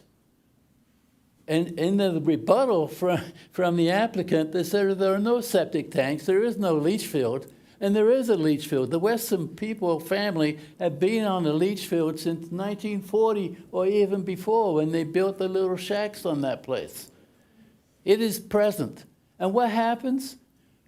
It's a fate and transport situation. The transport is gravity and other rain when it rains. And we've had a lot of rain over the last 80 years, don't you know? So here is, it trickles down through the soil, gets to the groundwater, and guess what? It goes into the lagoon. What a big surprise. There should be no surprise because we've got contaminants and pollutants in there. Now, the simple fact is that the stormwater prevention management program that the contractor was obligated to follow during the rainstorms, they violated their management program and also in violation, obviously, of the MPDES permit. If you know what that is, National Pollution Discharge Elimination Systems. The city of Encinitas is part of the committee that has obligations to North County sites. And they have, through the joint powers, the ability to discharge into Bataquitas Lagoon through an MPDS permit. The one who does not have permission is the contractor. He violated that program, his stormwater compliance. He was out of compliance. And furthermore, since he discharged into the lagoon, that's a violation of the Clean Water Act. And that is covered under 40 CFR, Section 122.26, which is a big violation. So now he's up against the US EPA, the Army Corps of Engineers, as well as not only the California Coastal Commission, but the State Water Resources Control Board. And we are only what can I say? We are the caretaker for Bataquitas Lagoon as a voluntary organization. But we also have, supervising us is the California Department of Fish and Wildlife. It is their responsibility, and then in turn to the U.S. Fish and Wildlife, and then by the State Water Resource Control Board, all subject to the U.S. EPA. This is a big deal. I would hope you recognize that it is, because I know, Joy, you were on the chair for the SANDAG, and I was there many times for the mitigation program that we have there. And also, Tony, you were at La Paloma Theater Monday night, and you indicated, I want to take care of the community and the environment. I hope you do. I hope you understand that this is a big deal. We have a problem in Bataquitas Lagoon. We have all these pollutants. We've got to get them out of there. We've got to talk about remediation. So what I'd like, if you can, is vote for number B on the list of the 3 items. You can't send it back to the Planning Commission. They already said when I met with them on August the 22nd that they have no knowledge of CEQA 15162. So my goodness, where do we go if they don't have the knowledge? Do you have people over here knowledgeable about 15162? Can we sit down and talk to these people? I don't think so, because you don't have anybody. Because someone already said there's no septic tanks, and they don't understand the difference between what a leach field is. They have no idea. You have to get qualified people on board to review this information, because this is critical for the life and welfare of Bataquitas Lagoon. I hope you do. I hope you make a decision, but don't send it off, because other than that, the only recourse we go to right now, we'd have to go back to the California Coastal Commission, and that'll put a whole hold on this. I think we're big enough and strong enough to sit down and figure out a remediation program before the US EPA starts knocking on the door and finding out what's going on with this MPDS violation. That's my talk. Thank you very much. Thank you. The applicant is next with a 10-minute presentation. Good evening, Mayor Kranz, council members. My name is Morgan Gallagher on behalf of Toll Brothers, the applicant. The first thing I want to mention is that this is a design review application. And on that basis alone, we think that this appeal should be denied. None of the issues that have been raised by the Bataquitos Lagoon Foundation have anything to do with design of the homes. Next, I'll go over the couple issues that were raised, and I'll try to address any questions that they raised here in their presentation, but feel free to ask me any others while I'm here. The first is the contamination to the lagoon. The 2019 EIR concluded that all impacts to species and habitat would be less than significant. It required remediation of the site, and Toll Brothers has done that. The county DHQ has issued a closure letter, as you know. There's no evidence of any contamination coming off of the site. The site has been sampled. The Bataquitos Lagoon Foundation has sampling that they did in the lagoon that must have come from another source. All I can tell you is that it did not come from this site. We have sampled, the county has confirmed there's no contamination. The contaminated soils have all been remediated on this site. Next, the slope failure. We've been coordinating with all interested agencies. It's not the EPA, it's the Coastal Commission, it's the City of Carlsbad, and Fish and Wildlife that we've been coordinating with. We will fully mitigate any impacts of the slope failure, but it is in the City of Carlsbad. It's a completely separate CDP, and it is unrelated to the CDP before you this evening. Finally, I wanted to talk about the EIR and the subsequent CEQA provisions that have been raised tonight. None of the factors of 15162 have been triggered here. There's no new impacts. All of the impacts of the grading were addressed in the 2019 EIR, and mitigation was imposed to fully mitigate all impacts to a less than significant level. There's no new impacts. There's no new information. Ms. Carr did a great job of going over the CEQA points that need to be triggered in order for a subsequent EIR to be prepared. None of them are triggered here. It's simply a non-issue. So I'm happy to answer any questions on CEQA or any of the issues that have been raised here tonight. Okay. Thank you. Thank you. We will now go to public speakers. Mayor, we have two, Dennis Caden, followed by Dolores Welty.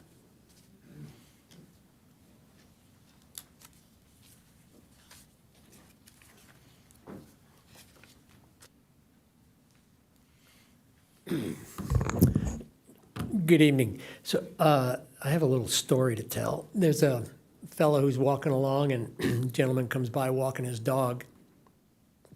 So the first gentleman says to him, "Oh, does your dog bite?" He goes, "No."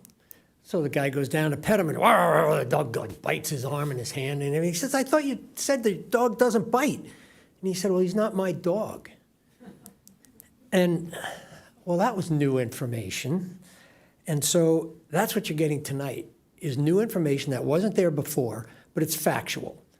And it's information that needs to be acted on in an environmental sense. So I agree with David. It's there. David is very intelligent, maybe the most intelligent guy in the building right now, and he's very well qualified, so please take him seriously on what he's addressing.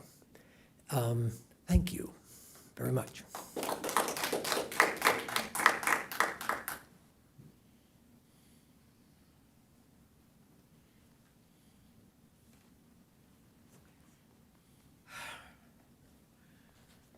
Dolores Welty, and I'll go for point B on your report. We need new information. It's hard to know what design means.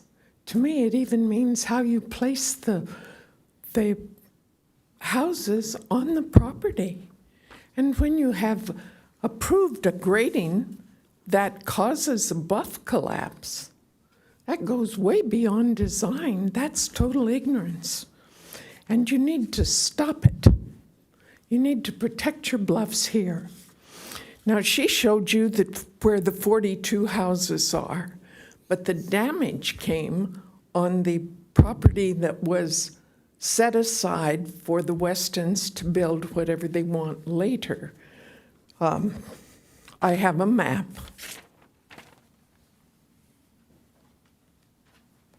Since they won't show you.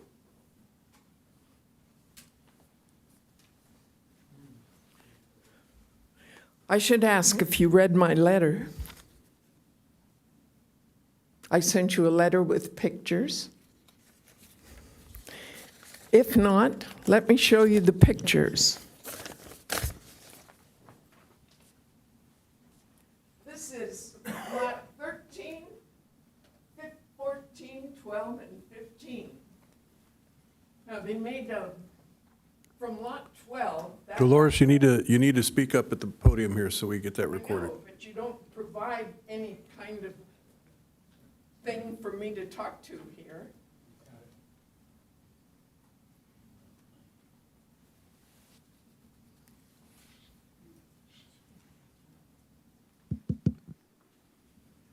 Okay, on lot 12, according to what we hear, when the dirt began to flow west, the developer built a swamp kind of thing to collect the water.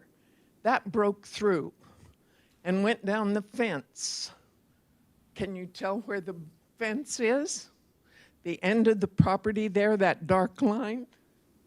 Okay. This is Barbara's property at 2017. It went across it went 6 feet over her brick fence into the garage and driveway, traveled down the side there, and covered her lawn up to 12 feet deep. Now that was cleaned. How much dirt was that in her property?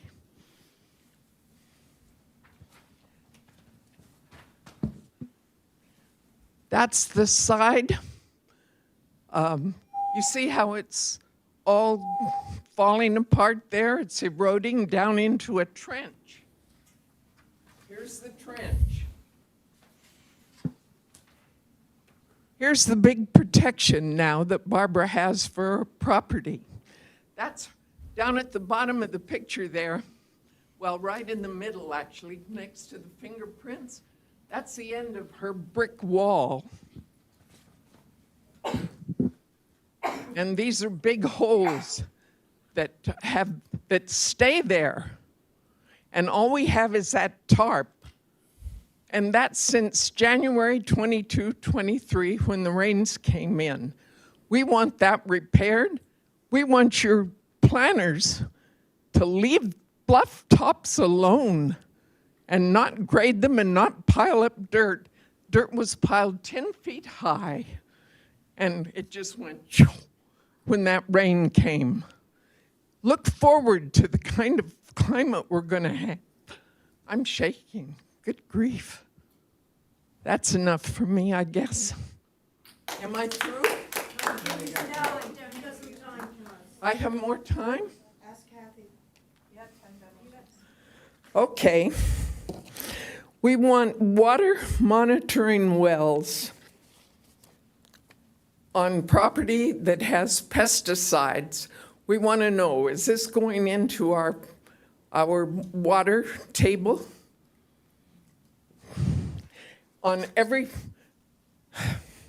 That's a second point. On smaller developments, those people send their pesticide soils to be cleansed. Dolores, yes, we want you back to the podium. Yeah, I was just trying to give it back. Yep. You can make a big developer do that too. They can cleanse it on the property. There are ways to cleanse your soil that you can reuse it. Okay? I know that front of the bluff belongs to Carlsbad. Surely you can coordinate. I will go to Carlsbad now and tell them about it. I've brought it to you because you guys gave the grading permit. There's a broken pipe in that trench. And if you saw let's see, the trench goes from 12 right on out to the bluff. So it follows that fence clear on the all of Barbara's fence. 2017. I don't know what the pipe is. It's probably left over from agricultural days.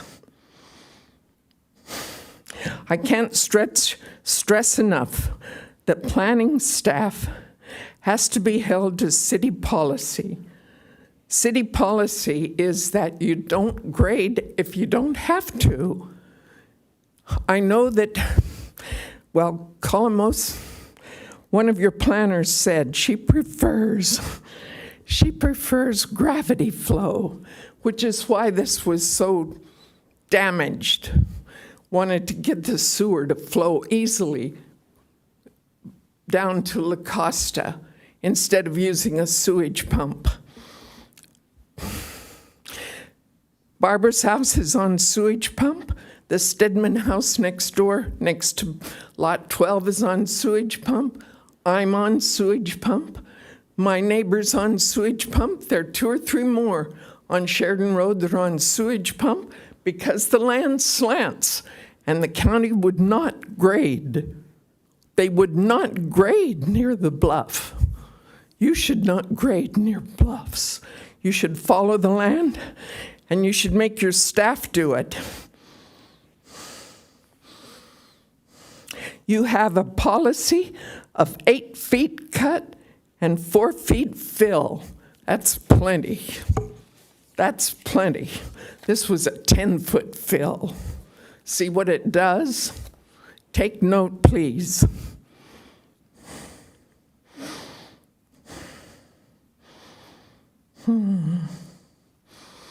Okay. I think I'm about through. Oh, I want to include by reference everything that was said here tonight by the Lagoon Foundation and any other person, and anything that's been printed in comments about this project in case we sue. You may remember I have a history of suit concerning Bataquitas Lagoon and surrounding developments, and that lawyer is still alive and my friend. Thank you. That concludes speakers, and then we have 3 individuals, Jeff Reagan, Craig Russell, and Karen Caden, who registered opposition to the recommended action but chose not to speak. Okay, the applicant has 5 minutes for rebuttal.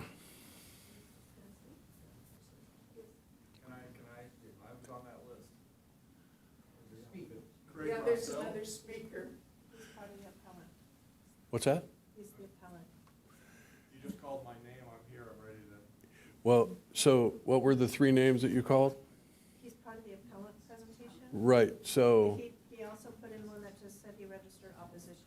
so that's why your name was mentioned, is because you filled out a slip that registered opposition, which was intended to indicate that you weren't planning to speak. And you're part of the appellant. I didn't understand that. Okay. So 10 minutes was available to me, so. because you're because you're an appellant, you have to be within the time that's allocated for the appellant. So, no, it's not. You'll have, your rebuttal is 5 minutes of time after we hear from the applicant. It's time for the applicant's 5 minutes of rebuttal. Thank you, I appreciate it. I'll be quick. I just wanted to address a couple of points that came up. First, on the slope as it currently exists today, we have done everything we can with the permits that we have to repair the slope, but we are working through getting the permanent permits to fix the slope, and we'll do so as soon as we have the appropriate permits. The only other thing I wanted to mention is that we did everything we could to prevent the bluff failure. That was a very historic storm that happened. All the BMPs were in place, they were to code, and it was an unfortunate historic storm. So I just wanted to make that point. Thank you, I appreciate it. So is that the end of your rebuttal? Yes. Okay, we will now have 5 minutes of rebuttal by the appellant.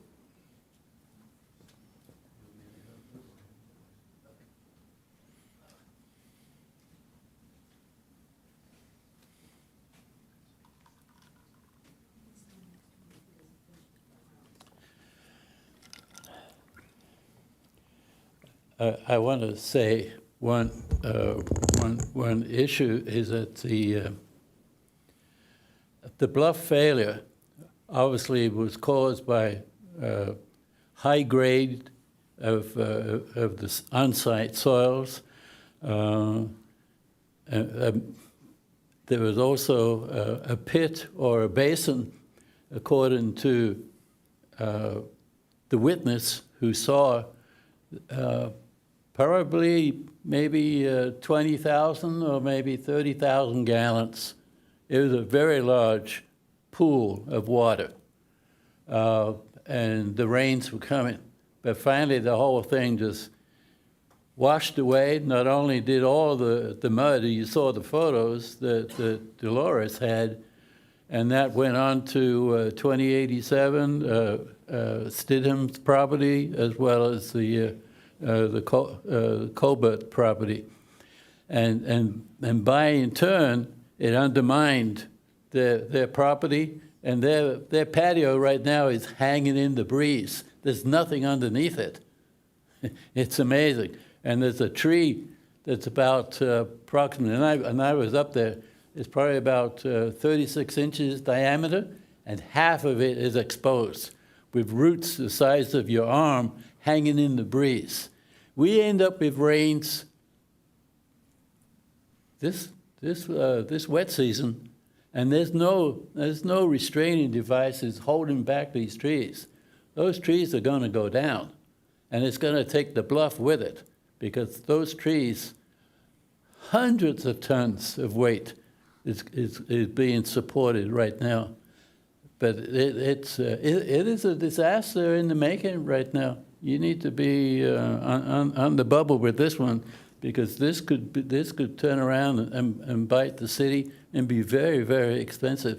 So somehow someone has to go there. You need an arborist out there. You need a lot of survey people, structural engineers, civil engineers, and more importantly, you need a hydrogeologic engineer, which is what I asked for in my original presentation here, because the applicant did not go down more than 20 feet below grade, yet the property is like 55 feet, 60 feet. And why did they not do that? Because they know what's in the groundwater. Because as soon as they expose the groundwater, they have to report it and sample it. And that is why I believe, you could say it's alleged, whatever, but coincidentally, that is where after 60 years of using OCPs on the site, you're going to find the contaminants and the pollutants, and it's going to be the same one. If we could do the DNA, maybe there is a way to do the DNA, and they put markers in these chemicals, and you know which manufacturer, A, B, C, or D, and we can find that information. And we don't have to do a groundwater test. We can find out just by checking with the manufacturers still out there who are supplying those chemicals at that point in time. So, but there's a way around it.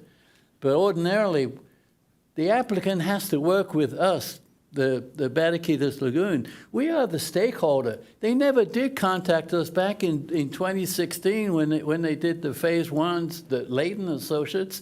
They never contacted us for anything at all. It was all an adversarial role, and they just totally ignored us. And you remember David Myers of DCM. He was up here constantly all the time, as well as for the Planning Commission. But be that as it may, it was an adversarial role that went on, and it was not a good situation. So we're asking for the council to help us out on this. Thank you. Excuse me. Thank you. My name is Craig Rossell. I'm a director on Bataquitos Lagoon Foundation. In support of this appeal, I want to direct the city attorney directly.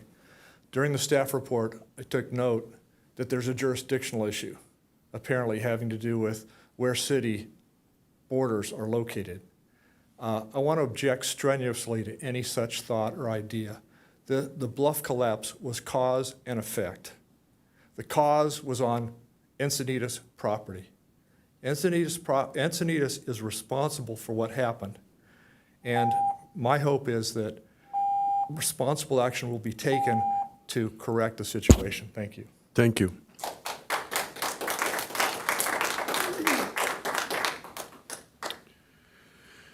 Okay, with that, I will close the public hearing, and we will have council discussion and action.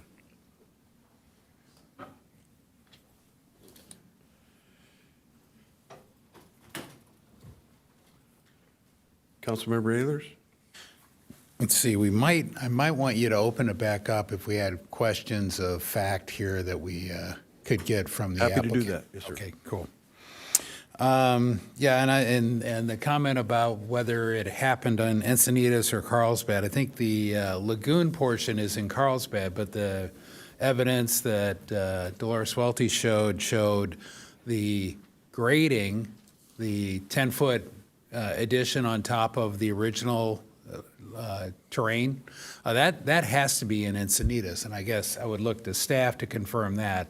The where we saw all the eroding going on, not the plastic, that's probably the slope, but above, especially it looked like a manufactured slope, and there were huge canyons or whatever going back into that.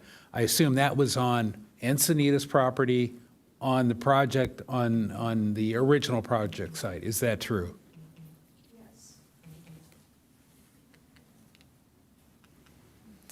Yeah, we can pull up the map as well to make sure that you were talking about the same properties. Yeah. But the homes adjacent to the project site are within the city of Encinitas. Right, and also, so in this map, in the lower left corner, but the original outline of the property, which goes beyond the blue, I believe if you look at, I think it looks like lot 13 in the lower corner there, that is built up, and I remember looking at it back when it was in front of the Planning Commission, and that was built up by about 10 feet, 10 to 12 feet, as I recall. And I believe if, I don't know if we have Dolores's, we have Dolores's letter, and we have that. The picture she showed, one of the pictures was back and probably from off-site looking back in, and you could see huge, several huge canyons in the freshly graded, finished slope and all the way back into the top that had washed out. So I agree that the erosion started and the water started from Encinitas and took out that slope, and then also then came down, followed the wall, probably as Dolores testified, and then took out the Bataquitos Lagoon slope that's in Carlsbad. Does that fit with what staff believes? I agree with that. Okay. Now, the source of the water was where? All, probably the entire, most of the area up there, right? There was believed to be an abandoned storm drain pipe somewhere in the vicinity of Lot 12. It was marked abandoned on the plans, but it ended up being a live storm drain pipe, so that contributed to the extra flows of those historical flows that occurred in that winter storms. And so that kind of, the flows from the pipe as well as the rainfall inundated the site and contributed to the erosion of the bluff. Okay, so let's talk a little bit about the legal ramifications and the jurisdictional ramifications of that. Was the that kind of failure, it's probably an NPDES violation, I would think. I don't know, whose jurisdiction is that? It would be the State Water Resource Control Board. This happens occasionally during construction. They call it a violation. It happens, and the Water Resource Control Board works closely with construction sites, and they just monitor it. And the contractor had installed their temporary stormwater BMPs according to the plans, and they're inspected regularly by staff, and they were up to code according to our plans. And the temporary BMPs are designed by licensed professional engineers. They were just inundated with the historical storms of that time because they're only designed for a 100-year storm. Do we have data that that storm was larger than a 100-year storm? It's been logged as a 500-year storm. Okay, great.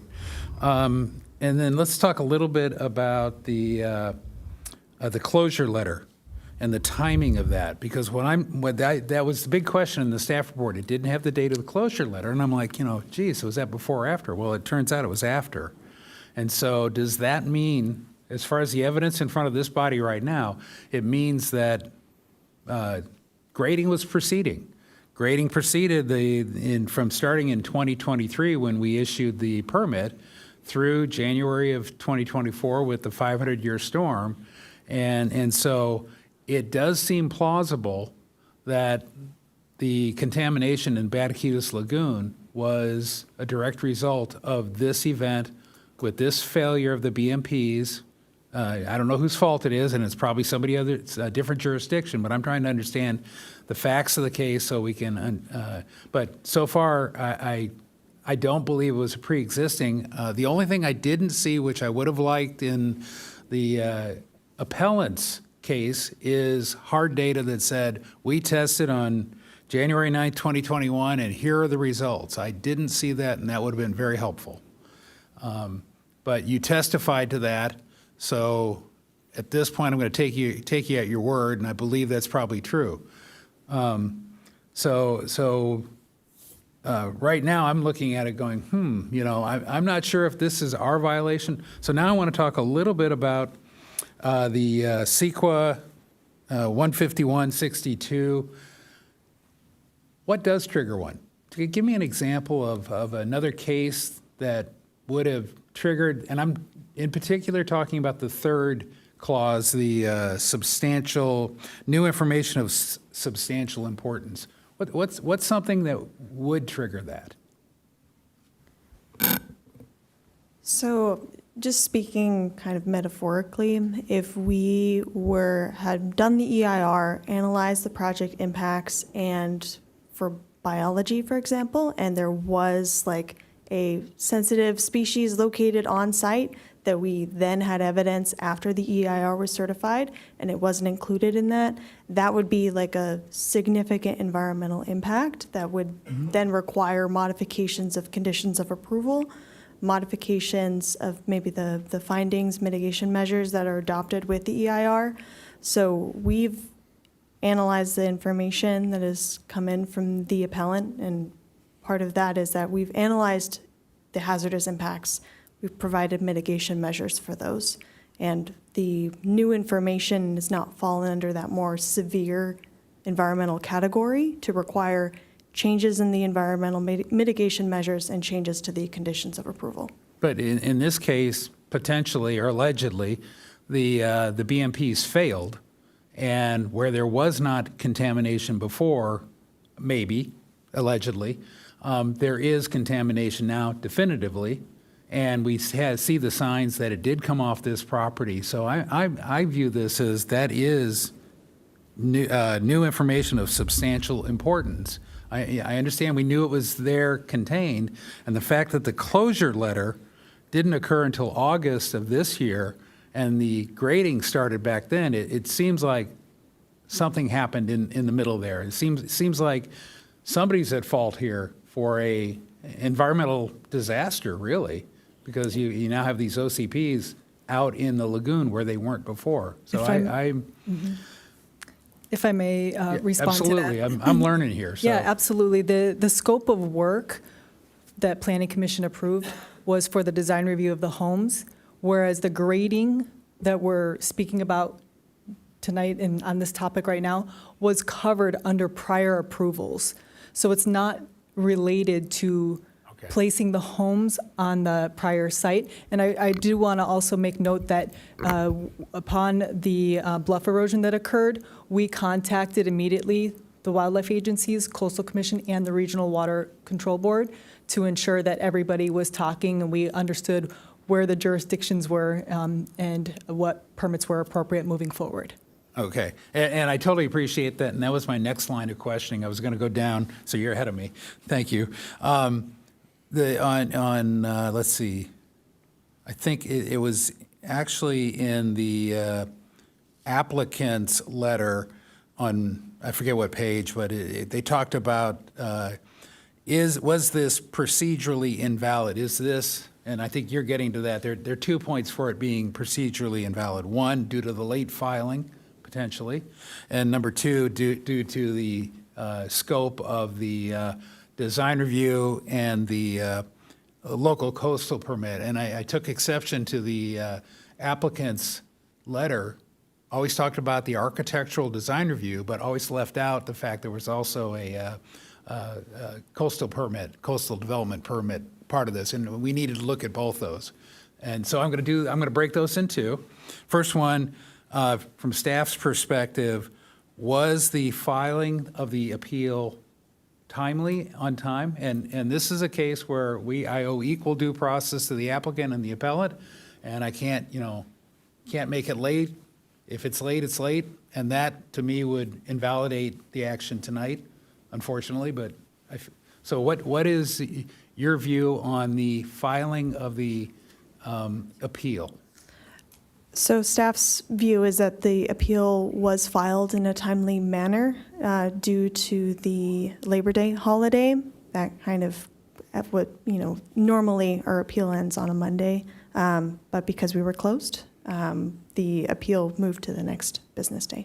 Okay, good. And now let's go about talking about we've explained the design review permit and the boundaries for that, and that does all make sense. We're talking about the building shape, size, look, meeting our design guidelines. What is the component that was required that triggered the LCP? The CDP. Or CDP, sorry, thank you. So the previous approval for the entire project, the tentative parcel map, had a CDP component, but that only captured the subdivision and grading. For the development of the homes, like the actual construction of the homes, and the approval of the design review, that's when a CDP would be required. Okay, so again, the CDP only applies to the homes and not to the, okay. And then that pretty much says it, and I think that's what staff's position has been, that unfortunately, the action that the Planning Commission just took was not anything to do with the subdivision per se, right? That's correct. Okay. Where was I going with one last question here? And tell you what, I'll come back. Yes, and as a follow-up, I'd like to ask the city attorney to weigh in on this issue of this being a design review action and the appeal being related to CEQA environmental issues. So, thank you, Mr. Mayor. So this is a design review action. The appeal is filed under CEQA, and the appeal is limited to their appeal is limited to the four corners of what they place in the appeal under Chapter 1.12. They can certainly raise the CEQA issues at this time. However, the city would fall back on, this is not 15162 material.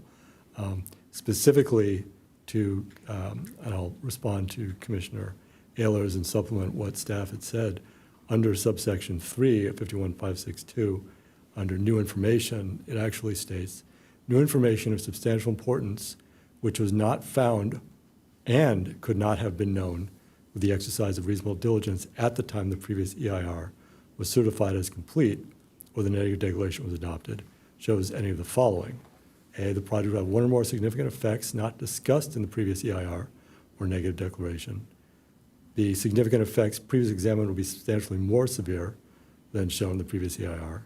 C, mitigation measures or alternatively previously found not to be feasible would in fact be feasible and would substantially reduce one or more significant effects of the project, but the project proponents decline to adopt mitigation measures or alternative. Or D, mitigation measures or alternatives which are not considerably different from those analyzed in the previous EIR would substantially reduce one or more significant effects on the environment, but the project proponents decline to adopt the mitigation measures or alternative. So those are the verbatim standards from subsection 3 of 15162. Okay, thank you. Councilmember Ayers, did you want to reply to that, or did you have another issue? Yeah, go ahead. I think I wanted to clarify. So a failure of BMP during the construction phase, I would think that would be typically not foreseeable. I think that was a term you used. I'm not an expert in hydrology or engineering, but I think failures of BMP are certainly known. They're certainly possible. BMPs can fail. Typically, that is a corrective action that's taken through the grading permit and any other state or local county permits. And I would mention that when the community park was under construction, there was a similar failure. We had a detention basin that was failed with siltation, and Rossini Creek was polluted, and we suffered the wrath of the Water Quality Control Board and paid a fine. Fortunately, they let us apply our fine to stormwater issues here in the city. That was in 2013. Councilmember Lyons? Thank you, Mayor. I have a whole lot of questions and comments, but based on this dialogue that we're now having right now, as far as unforeseen, Tarquin, I'd like to drill down on that just a little bit more. I heard something earlier about an underground drainage pipe that was revealed as a result of the loss of soil that wasn't known before. If I understood it correctly, but that wasn't known. It just many times underground things just aren't known by a developer before the grading operation occurred or before the BMPs were defined. Is that considered something that, due to the nature of it being a drainage pipe that would convey water, would that rise to the level of something unknown that would actually impact the stability of a slope? So the standard is that, which was new information of substantial importance, which was not known and could not have been known with the exercise of reasonable diligence at the time the previous EIR was certified as complete. I believe there was testimony that the pipe was known about, but they didn't know that it was actually a live drainage pipe. They thought it was an abandoned drainage pipe that didn't convey water. That's my understanding of the testimony. It seems, that's an interesting comment, so thank you for that. It seems like that is an additional piece of information that could have been known. Active drainage pipes have an inlet. So I guess there's some detail there, like maybe they knew and considered it an abandoned pipe, but perhaps didn't drill down, explore far enough with whether it's underground imaging or potholing or something to figure it out. You're anxious to say something. Thank you. Yes, oftentimes in construction, utilities may be mislabeled on the plans due to as-built not being filed correctly on a previous project. And so when they go to potholing, to figuring out if utilities are what they say they are on the plans, that's when you'll actually figure out if the utilities are live or not. And so this happens often in construction. One of the things I want to follow up with then with that, and maybe just put that out there to see if there's some other thoughts that would contribute to that, but the interface between development and the lagoon is a very fragile interface. We have a very sensitive resource right next to where there's going to be intense development. We kind of know this is a land use thing. We have other areas in our city where we have very sensitive resources next to where there's going to be development. I think this calls to my mind, something a little bit more proactive than what we're talking about here today, and that is, what is our diligence and what are we requiring of the developers when they are proposing development adjacent to such a fragile resource? And perhaps our own standards, which our policy, in which we followed, I believe, perhaps we need to evaluate those for all future development and see how we can better maybe do underground assessments and look for those unknown things that might end up impacting the sensitivity or the quality of the very sensitive natural resource. So I guess I'm not necessarily asking that as a question, so let me rephrase and say, do we, Anna, do we have that kind of, how can we do better there? What are we doing now? Councilmember Lyons, are you asking if our staff is looking at that, or if the developer is I'm doing asking, the due diligence? what I would typically think about in this case is, since we're in charge of asking the developer to provide us with things, this documentation, that documentation, for the permitting, all the range of permittings, our own maybe overlays might trigger a higher level of scrutiny. That's exactly correct. Thanks for asking. That's my clarified question. Yes, because this is in the Hillside Inland Bluff Overlay Zone, those standards apply and applied to this project, as you'll see the 25-foot required setback that was established along that edge there.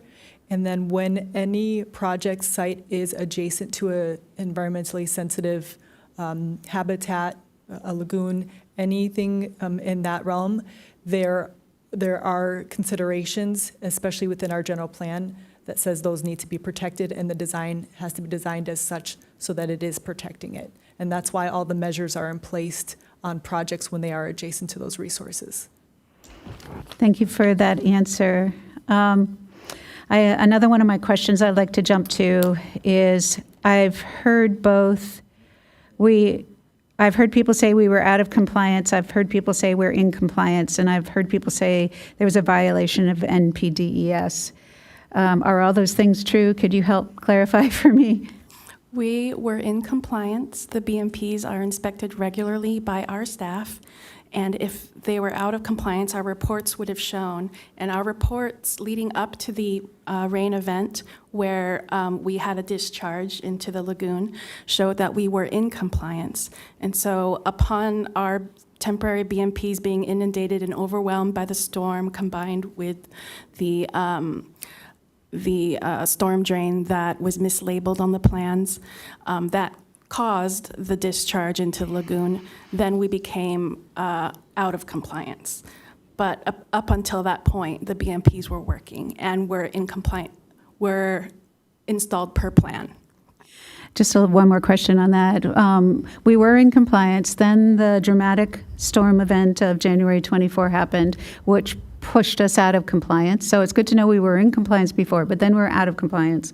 And the reason that there's mitigation being permitted right now for the bluff erosion is to do restoration for the fact that we were out of compliance. So right after the storm happens and the BMPs failed, they do corrective actions to put back and remedy whatever fails during that event. And after that event till currently, we have been in compliance. It's called temporary compliance, maybe? Is that what you... No, so they're called temporary stormwater BMPs, because they're only up during construction, so they call them temporary. I think I got the answer I needed. Thank you. Okay. Can I have you speak to the identification of this abandoned pipe on the plans? Is there a reason that it would, do we just take their word for the fact that it was abandoned, or is there any investigation? And then subsequent to this rain event where it was identified that in fact there was stormwater coming out of it, was there any follow-up to determine where it ended?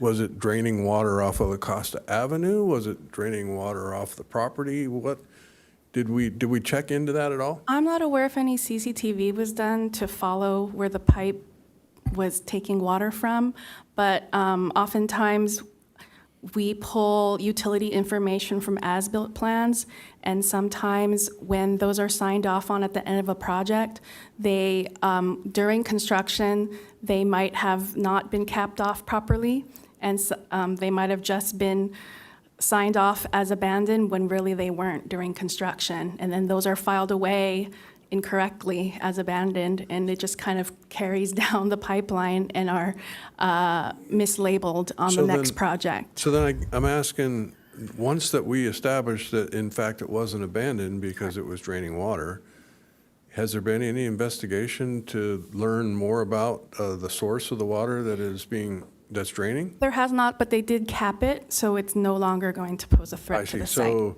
they capped the end at which the water was coming out. So now that water is capped. Yes. So the pipe may fill up from wherever the source is, and then that source is then spreading out on the property. I Or don't it- know what happened exactly at the other end of it. I would imagine that you slurry, usually when you abandon a pipe, you slurry fill the entire pipe, and so that it doesn't fill up the other end of the pipe. That's how you properly abandon a pipe, but Mr. Mayor, I might suggest that some of these questions are actually more appropriate for the developer to answer. It's their responsibility. Well, I appreciate that. I would say that the question is, what is the city doing in order to, hold the developer accountable? So that's the main thing that I'm after. It was mentioned that this was an identified abandoned pipe, yet during the storm event, there was water coming out of this alleged abandoned pipe. And do we then just, count on the stormwater control board and the developer to work it out? Or, I guess that's the question. So it doesn't sound like we've got enough information unless you have some more that you can add to this as the applicant. Okay, come on up. We'll open the public hearing again to hear from the applicant. From the applicant. Not the appellant, from the applicant. What's the status of that pipe? Thank you. It is completely capped and filled. So Where was the water coming from? it was stormwater. It was coming from above into an inlet. 100 feet of pipe, 200 feet of pipe? How much? No, much shorter. Much It shorter. was very close to where the pipe failure occurred. I see. Okay, thank you. Thank you. Deputy Mayor Blackwell. One more clarification question, if Okay. we could, real quick. So was it coming anywhere near the temporary retention pond? It was further toward the slope than that. Okay. So it was filled with rain, and then when that came down, so what happened is they tried to, because it was such a huge rain event, they tried to contain as much rain as they could on site. Yep. And then that failed, it went into the inlet and out of the pipe. Thank you. Yeah. Okay, Deputy Mayor Blackwell. The applicant may want to stand because my first question has to do with the remediation efforts. You talked about that briefly, but I'd like just to go a little more in depth on with the bluff erosion or failure. Please give us a little more detail on those remediation efforts. It's got some tarp on it now. You're working with the City of Carlsbad, the Coastal Commission, Fish and Wildlife. You said you're waiting for permits, but why don't you take us a little more in depth on that? Sure, yeah, so we have applied for a coastal development permit to the Coastal Commission, and we're working with the City of Carlsbad, which will require a hillside development permit once we get the coastal development permit from Coastal Commission, which describes the ultimate fix of the slope. So we're working with both agencies to make sure that we have a habitat plan in place, seeding, permanent protection of the slope, and then removal of the sediment that is in the lagoon currently. And the next phase, should this project go forward, the next phase of the project is? The next phase of this project would be building the homes because the site is already graded. Got it. Okay, thank you. And thank you. You can sit down, sorry. Okay, I think the thank you. next question. Wait, before you go, Yeah, please. the trees that are now have roots exposed? Yes. In what way are we certain that they will not come down. The trees and the wall that is currently undermined are part of the permitting process, so we can't touch them until we get permits from coastal and. You can't secure them in any extra Can't special do way. anything, because we did get an emergency permit, an emergency coastal development permit from Coastal Commission immediately, and that's all they let us do is cover it with the visqueen. Okay, thank you. Well, that is concerning, so, but thank you. I think thank you, City Attorney, for going through just the scope of this appeal, also going through what constitutes new information under the CEQA guidelines 15162. I think the bluff erosion is real, the remediation is underway, but apparently moving slowly is probably a fair assessment, and we can't do much for a hanging tree or a wall or patio, I think it was, that doesn't even have anything helping it. So I would like to understand, and maybe it's staff that answers this, is if this project were allowed to move forward after this evening, can we condition it or do we have jurisdiction to condition it moving forward after the remediation is done? The remediation of the bluff erosion. The project scope that was appealed did not include any grading, so applying grading conditions wouldn't be appropriate in this type of permit. So we have no ability. Is that correct? In Tarquin? So that's a good question, Deputy Mayor Blackwell. The procedures of Chapter 112 do allow some latitude for the city to make further direction, as its city council make further direction as is appropriate. But typically, it wouldn't be to add a new condition for this type of permit on this type of appeal, given that's limited to the four corners of the appeal. Okay, thank you. Let me think about that for a second. Councilmember Ehlers? Yeah, I still have one gap in kind of the causality going here, and that is we know the water, the BMP failed, the water took it out, went into the question is, how did the OCPs get in the water? And was it encapsulated properly, or was there further failure up on the project where it was left unencapsulated during the rain event? What happened? Does staff have any explanation on how the OCPs got from their buried look? Because the grading was all done by January, I assume, because given the timing and all. So it should have been encapsulated to some degree, and certainly there was probably a BMP requirement that you can't leave contaminated soil lying open to the weather. So what happened there? There is also the question, is this the only site with those types of contaminants that are tributary to the lagoon? Yeah, but we'll get there. I want to get to it. I'm trying to find out, is this causal? I'm not trying to prove it per se. Right. I'll leave that to a court The entire later. site is not contaminated. The encapsulated portion was identified, and so that's why it was buried and encapsulated with a mesh or like a plastic, and then sandwiched with a clean layer of dirt. So it's not the entire site that was had the contaminants. So it's just like a portion that was identified, buried, wrapped with like a plastic mesh, and then layered with clean fill dirt on top. So on the day of the rainstorm, and within a few days of that, did any of the area, had the contaminated soil been encapsulated at that point, and did the rainstorm inundate any of that area? And I'm going to ask indulgence after staff answers. I'd like the applicant to answer that too. The DEH would actually be more qualified to respond to that, since they were the ones that certified that. And you don't know is a reasonable answer, and I'll ask the applicant the same question, if I can. So your turn, applicant. Yeah. What was the state of the encapsulation? Because it's in the middle after grading started, before. Was Right. it encapsulated? It was And- buried before the grading, because yeah, it had to be underground before they graded. Like you said, they couldn't have left it open Okay, to so elements at on that the point. January rainstorm event, you believe it was encapsulated? Right, yes, I think that contamination was from some other source. It was a huge rain event. There's all kinds of tributaries coming into the lagoon. It was from somewhere else. So you're okay, trying to think.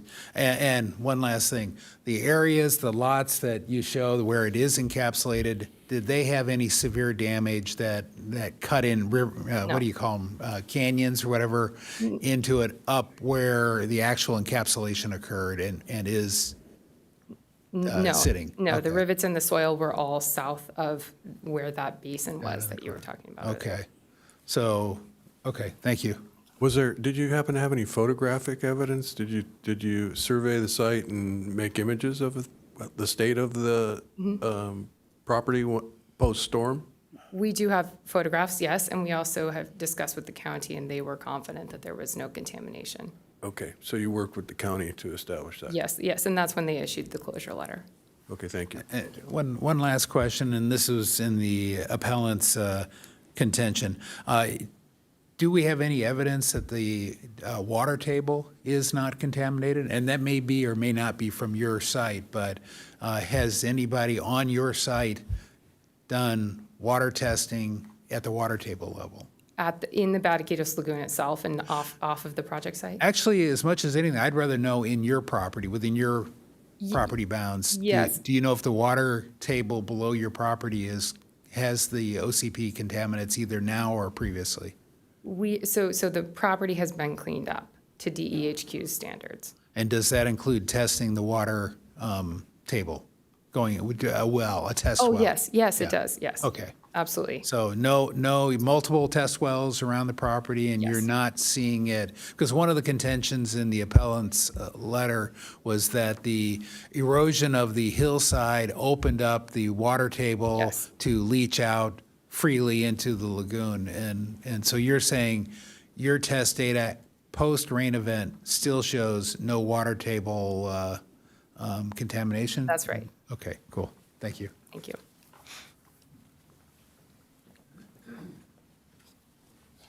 Okay. I see no other requests to speak, so I think that given the fact that this is a design review permit and the design review aspect of it is Mr. Mayor, procedural point of order. I believe the public hearing has been reopened. It should be closed. Sorry? If we're back at deliberation. reclosed. I believe that the public hearing was open for the purpose of questioning the applicant. There were no questions of the appellant, so it wasn't intended to provide extra time to make your argument. Is that correct, Mr. City Attorney? Correct. Okay. So, Councilmember Hensy. Yeah, I'll go ahead. I'm just listening a lot, feeling the emotion in the room. Clearly, there was an immense failure on the part of knowing that there was this active storm drain here and it had real life repercussions that are really terrible to have to see. And I'm so sorry, Dolores, for your friend and for what you've been through. And it's clearly beyond stressful that you had to deal with that. And like Councilmember Lyons brings up, we always want to make sure that here at the city, we're doing everything that we can to make sure that we don't have things like this happen, especially in our most fragile areas. I know that storm was immense and that there are a lot of areas around the lagoon and even the tributaries that feed into the lagoon from the beginning that could also have put the contaminants there in the lagoon. And I think we, as a city and our surrounding neighbors too, should be doing everything that we can to ensure that the quality of Bataquitos Lagoon water increases over time. So being that this is only the design review and we've thoroughly investigated this issue, I'm going to go ahead and move staff's recommendation to approve. And let's see. Deny the appeal? And deny the appeal. Okay, Councilmember Ehlers? Yeah, and unfortunately, I think I agree with your procedural issue there, but I have, So are you willing to second? Or yeah, would you- I'll second it. But I have one question about a CEQA 15162. What, probably a question to the city attorney. What, like in the case of the Hall property where we had similar type of failure, and you're probably not familiar with the case, but what could trigger? Does it have to be a discretionary permit where some other action is occurring that we could go back and require an addendum to the CEQA in the case of if we truly found that it was unexpected, a new information of substantial importance? Yes, unless the city wanted to sua sponte, unless the city council wanted to, city wanted to sua sponte do further environmental analysis, but the triggering effect is a discretionary permit to trigger CEQA, because CEQA does not apply to non-discretionary actions. Okay. So in the case of I don't know what the case was. Do you remember, Tony, on a Hall property, what triggered? I guess we didn't do a 15162. It was a lawsuit, actually. So I guess it's outside of our jurisdiction, but somebody could sue over or file grievances with other agencies such as the Regional Water Quality Control Board, right? That is correct. Okay. And I would say that there wasn't a lawsuit over the circumstances during the construction of the park. There was a previous lawsuit over the cities taking action to remove the greenhouses that were on the property prior to having the EIR completed. So what was in the case of the Hall property, just to kind of help me gauge, what was the action by the city? Was it a discretionary action we were going through at the time Yeah, we were building the park. So it was building permit type stuff? Yeah, it was, yep, and grading, and we had all the grading going on for the park, and there was a huge detention basin, and it was a situation with huge flood storm, and there happens to be a 48-inch pipe that crosses under the freeway and brings a lot of water from the east side, and it was huge, and the detention basin failed. Okay. And to that point, one of the questions that I have is, what actions did the Stormwater Quality Control Board take in this particular instance? Were they notified? Did they get involved at all in the failure?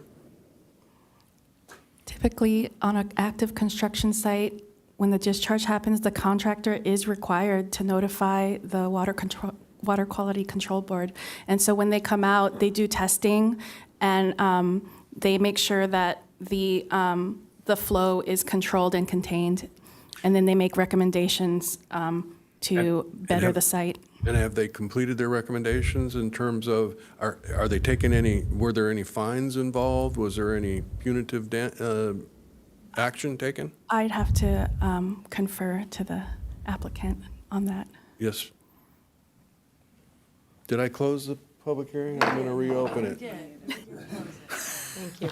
We have been in touch with the regional board, and they are deferring right now to the Coastal Commission because they've addressed that we need to do a mitigation plan. And so we're working through that with the Coastal Commission, and then we'll coordinate with the regional board to make sure that they sign off on it. But at this time, there isn't any indication that they're going to issue a fine or? No, because they realized that it was a massive storm event, and we were doing everything we could and have also done so since then. Okay. Thank you. Thank you. So we'll reclose the public hearing. Councilmember Ayers?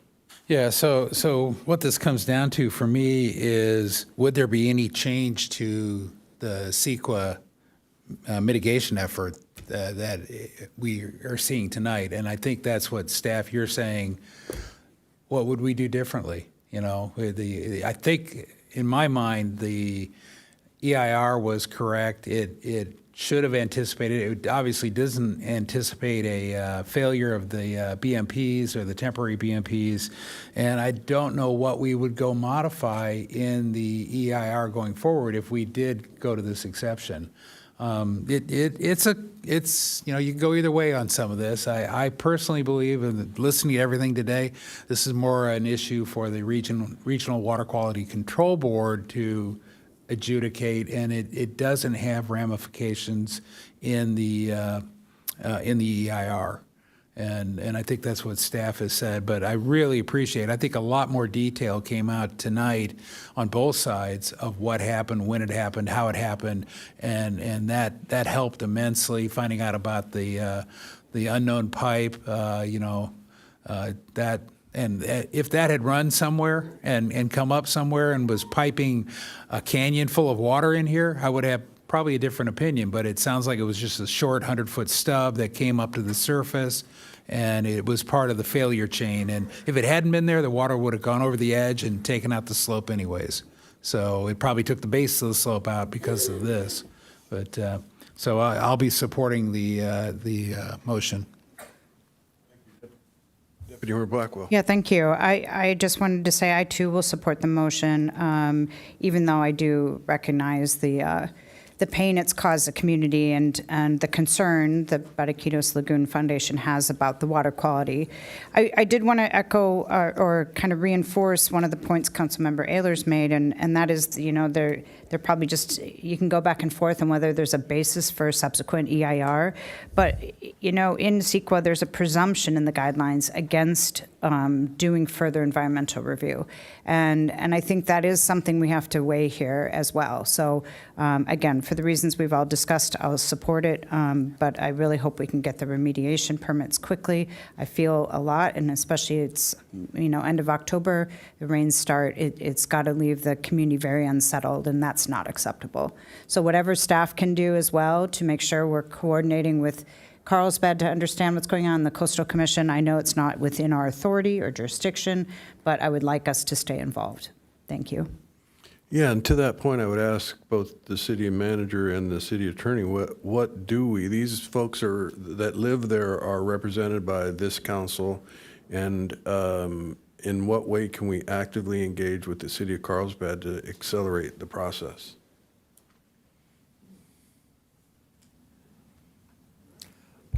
I will ask, answer from a legal perspective. Obviously, we have a relationship with our next door neighbor. We can certainly approach, their engineering department and begin dialogue and see if there's any way we can, push this to the forefront of, being on there, get it done as quickly as possible. We don't have jurisdiction to force them to do so, but we can certainly engage them as a neighboring city. Our staff has already been in contact with the city of Carlsbad.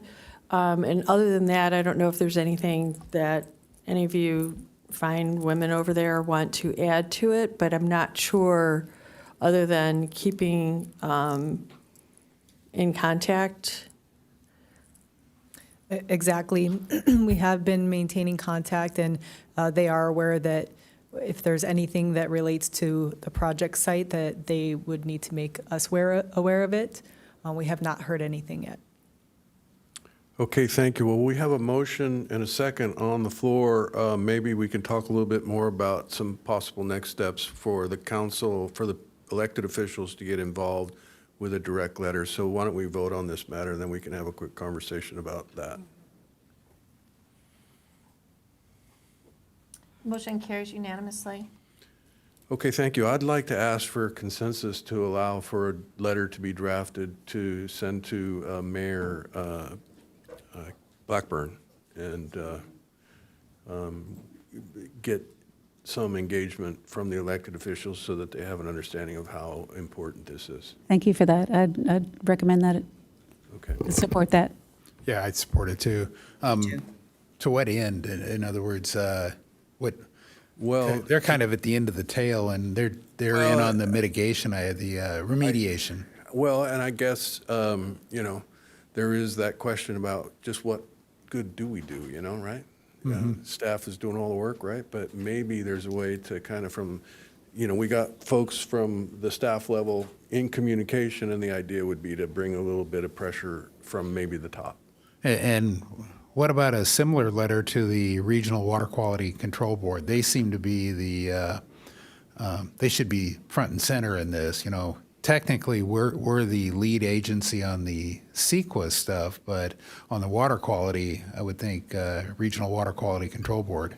Well, how about if I work with the city manager to identify some possible, letters to be sent? And, I Right. get that it's not the most powerful thing in the world, but we want to make sure that they know we're watching.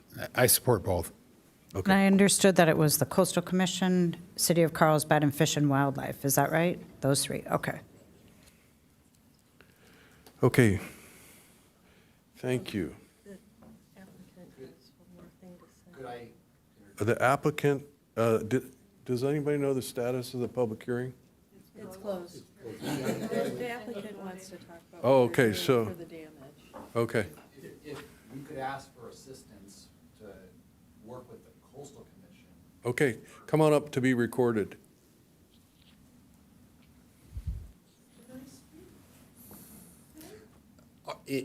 You're discussing help with the other agencies, and I think the one agency that we think we could use the most amount of help with is to expedite the Coastal Commission to review the permit, to issue it, because they are typically the one that takes the longest amount of time. Yes, sir, you're absolutely right. I'm very familiar with The that. City of Carlsbad, like, they're on board, like, they're actively engaged. The Water Board has basically deferred everything to Coastal Commission. Okay. And so Fish and Wildlife is involved, and Coastal Commission is really the lead agency. Okay. And we're actively ready to do it. Like, Yes. we've gone back and forth a few times with different remediation So, guidelines that they're requesting. okay. But that is one agency that we.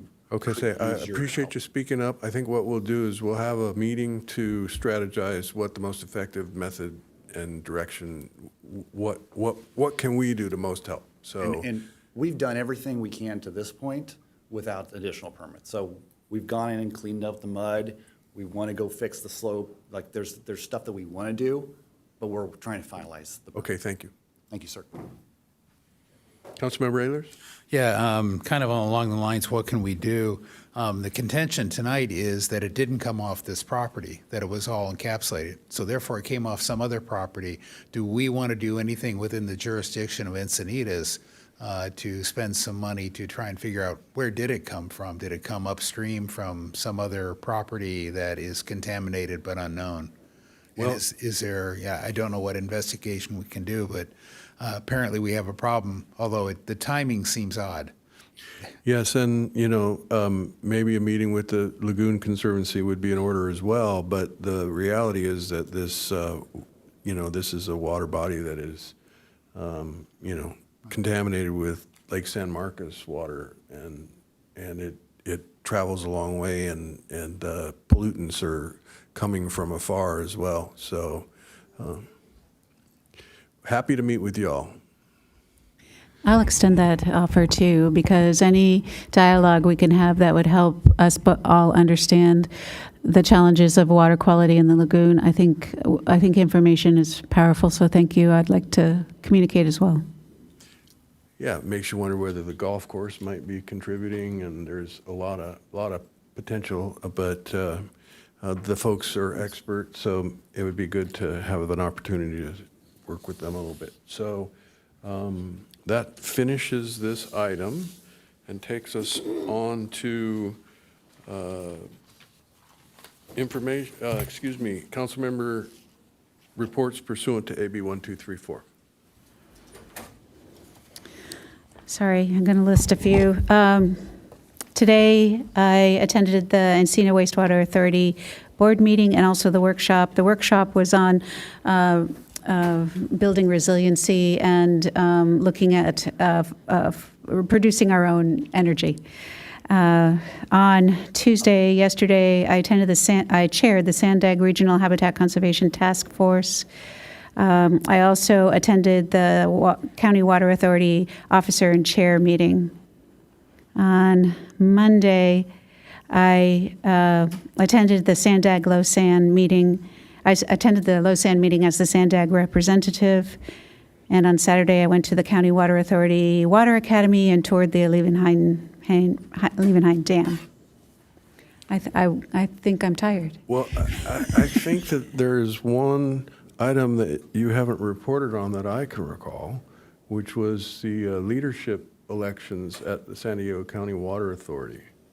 I did, but thank you for mentioning. You did? When did you do that? I think it was last week, Okay. yeah. Must have been taking a nap. Okay.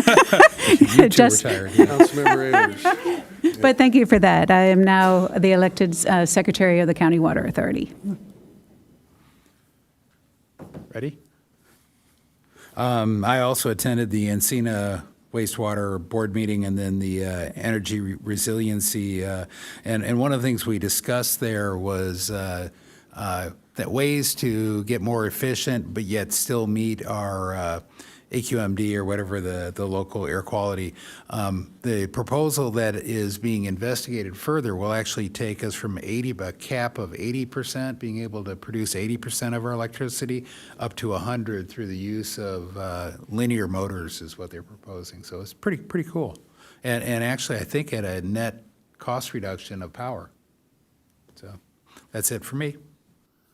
So I attended NCTD last Thursday, and the update there is that ridership is up from the previous fiscal year across all modes of travel. And one item that was interesting specific to Encinitas is that several months ago, some community members, as part of our school district liaison committee, made the request to change the bus timing that aligned with the bell schedule at SDA due to the construction impacts of Santa Fe corridor, so that students going to school and leaving school would have the option to take public transport, especially because we have the Youth Opportunity Pass, so it's free for them to take transport, and doing so would help us, remove cars from that congested corridor. So NCTD has since adjusted the bell schedule, adjusted the time that they're making trips through SDA, and I look forward to finding out if it's been effective to get ridership from our high school students. Okay, this isn't something I have to report or required to report under AB 1234, but I did want to give an update that I did attend the League of California Cities conference last week in Long Beach. I attended with Jennifer Campbell, and it's a great conference. I encourage every council member to get there if you haven't been. There was a lot of city management, and actually a lot of cities sent their full delegation, which was great to see. It was at the time the city's voting delegate. The General Assembly there heard one resolution that without a quorum, they passed on to the board to approve, and that was relating to asking the state legislature to enact laws and regulations that, when they do that, when they are enacting those that apply solely to elected officials of cities and counties, they require that to also apply to the state assembly and Senate. Example would be Brown Act or open meeting type laws and regulations. Actually, I think technically that was something you're supposed to report on under 1, 2, 3, 4. We had a little bit debate about that, but regardless, I reported Okay, it. very good. Better to over-report, yes, indeed. These two things are not required to be reported. One is that I had the opportunity to speak on a panel for the Climate Action Campaign's symposium, and I was a panelist to discuss building electrification, and so it was good to have that opportunity to talk a little bit about what we've been able to accomplish and the setback with Berkeley, et cetera. But it was, I think, a good panel, and my hope is that there will be other jurisdictions that will take some important steps along those lines. The other that was kind of interesting is that I had an opportunity to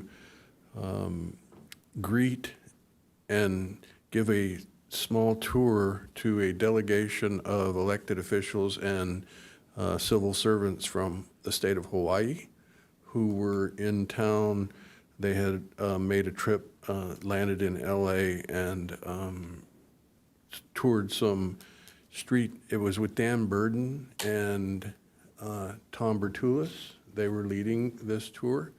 And Dan Burden is kind of the godfather of roundabouts here in the city. He was one of the first consultants the city hired to explore installing roundabouts. He also is very actively engaged in consulting for the blue zones, and he's conducted a number of walk audits here in our city and has contributed greatly to the implementation of Complete Streets projects, including the streetscape. So their tour bus of about 40 people stopped at the parking pod on the south end of near Marchetta, and they got out, and then we walked and took a quick tour down the steps and then up the ramp, looked at the mosaics, looked at the function of the roundabout, clogged up the pedestrian crossing, went to the Panican and talked a little bit about the city's history with the railroad, watched a train go by, and the group then finished up their tour by checking out the project on Santa Fe. I heard you ran into my family at the Panican. I did. Your Gramps was on his way to pick up Lakey, so it was fun. And they were impressed with what we'd accomplished with our streetscape. I think maybe the most impressive thing was the de-paving that was part of that project. So I recommended that they be bold and think big and take some of these same things back to their cities. So it was very interesting. So with that, city manager reports. I volunteer as tribute to do the Blue Zone tour in exchange in Hawaii. Oh, yeah, I'll bet you did. If that occurs. Bet you did. So. Yes. All right. Right? Always thinking. North County's hottest events are in Encinitas. 2 amazing workshops to celebrate Dia de los Muertos at Pacific View Art Center.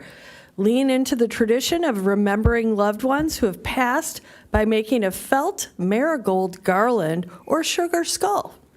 Participants will leave the class with a finished work of art ready to gift or place in offering. All materials are included. There is a fee to participate, and you can sign up online. Thank you. City attorney reports. I think I've said enough this evening. Yeah, I think that you've said more tonight than you have for the previous, since you started, I think. So thank you very much for contributing to the conversation and keeping us out of legal trouble, I hope. My pleasure, I hope so. Yep. City clerk reports. Yes, just a reminder for everyone to get out and vote if they have not already done so. Ballots have been mailed to everyone. You have options. You can mail it back, you can drop it off, or you can vote in person. So for Encinitas, drop-off locations are the Cardiff Library, the Encinitas Library, Encinitas Chamber of Commerce. You can drop them at any of those. And then in-person voting will be available in Encinitas at Ada Harris, Encinitas Community Center, the Manzanita Room, Parkdale Lane, and Pollock East Central, and that voting will be available November 2nd to November 5th. And when you do the drop-off locations for the library, just make sure you check their hours, because sometimes they're not open till noon. Okay, thank you. With that, we're adjourned. Did you have any I voted?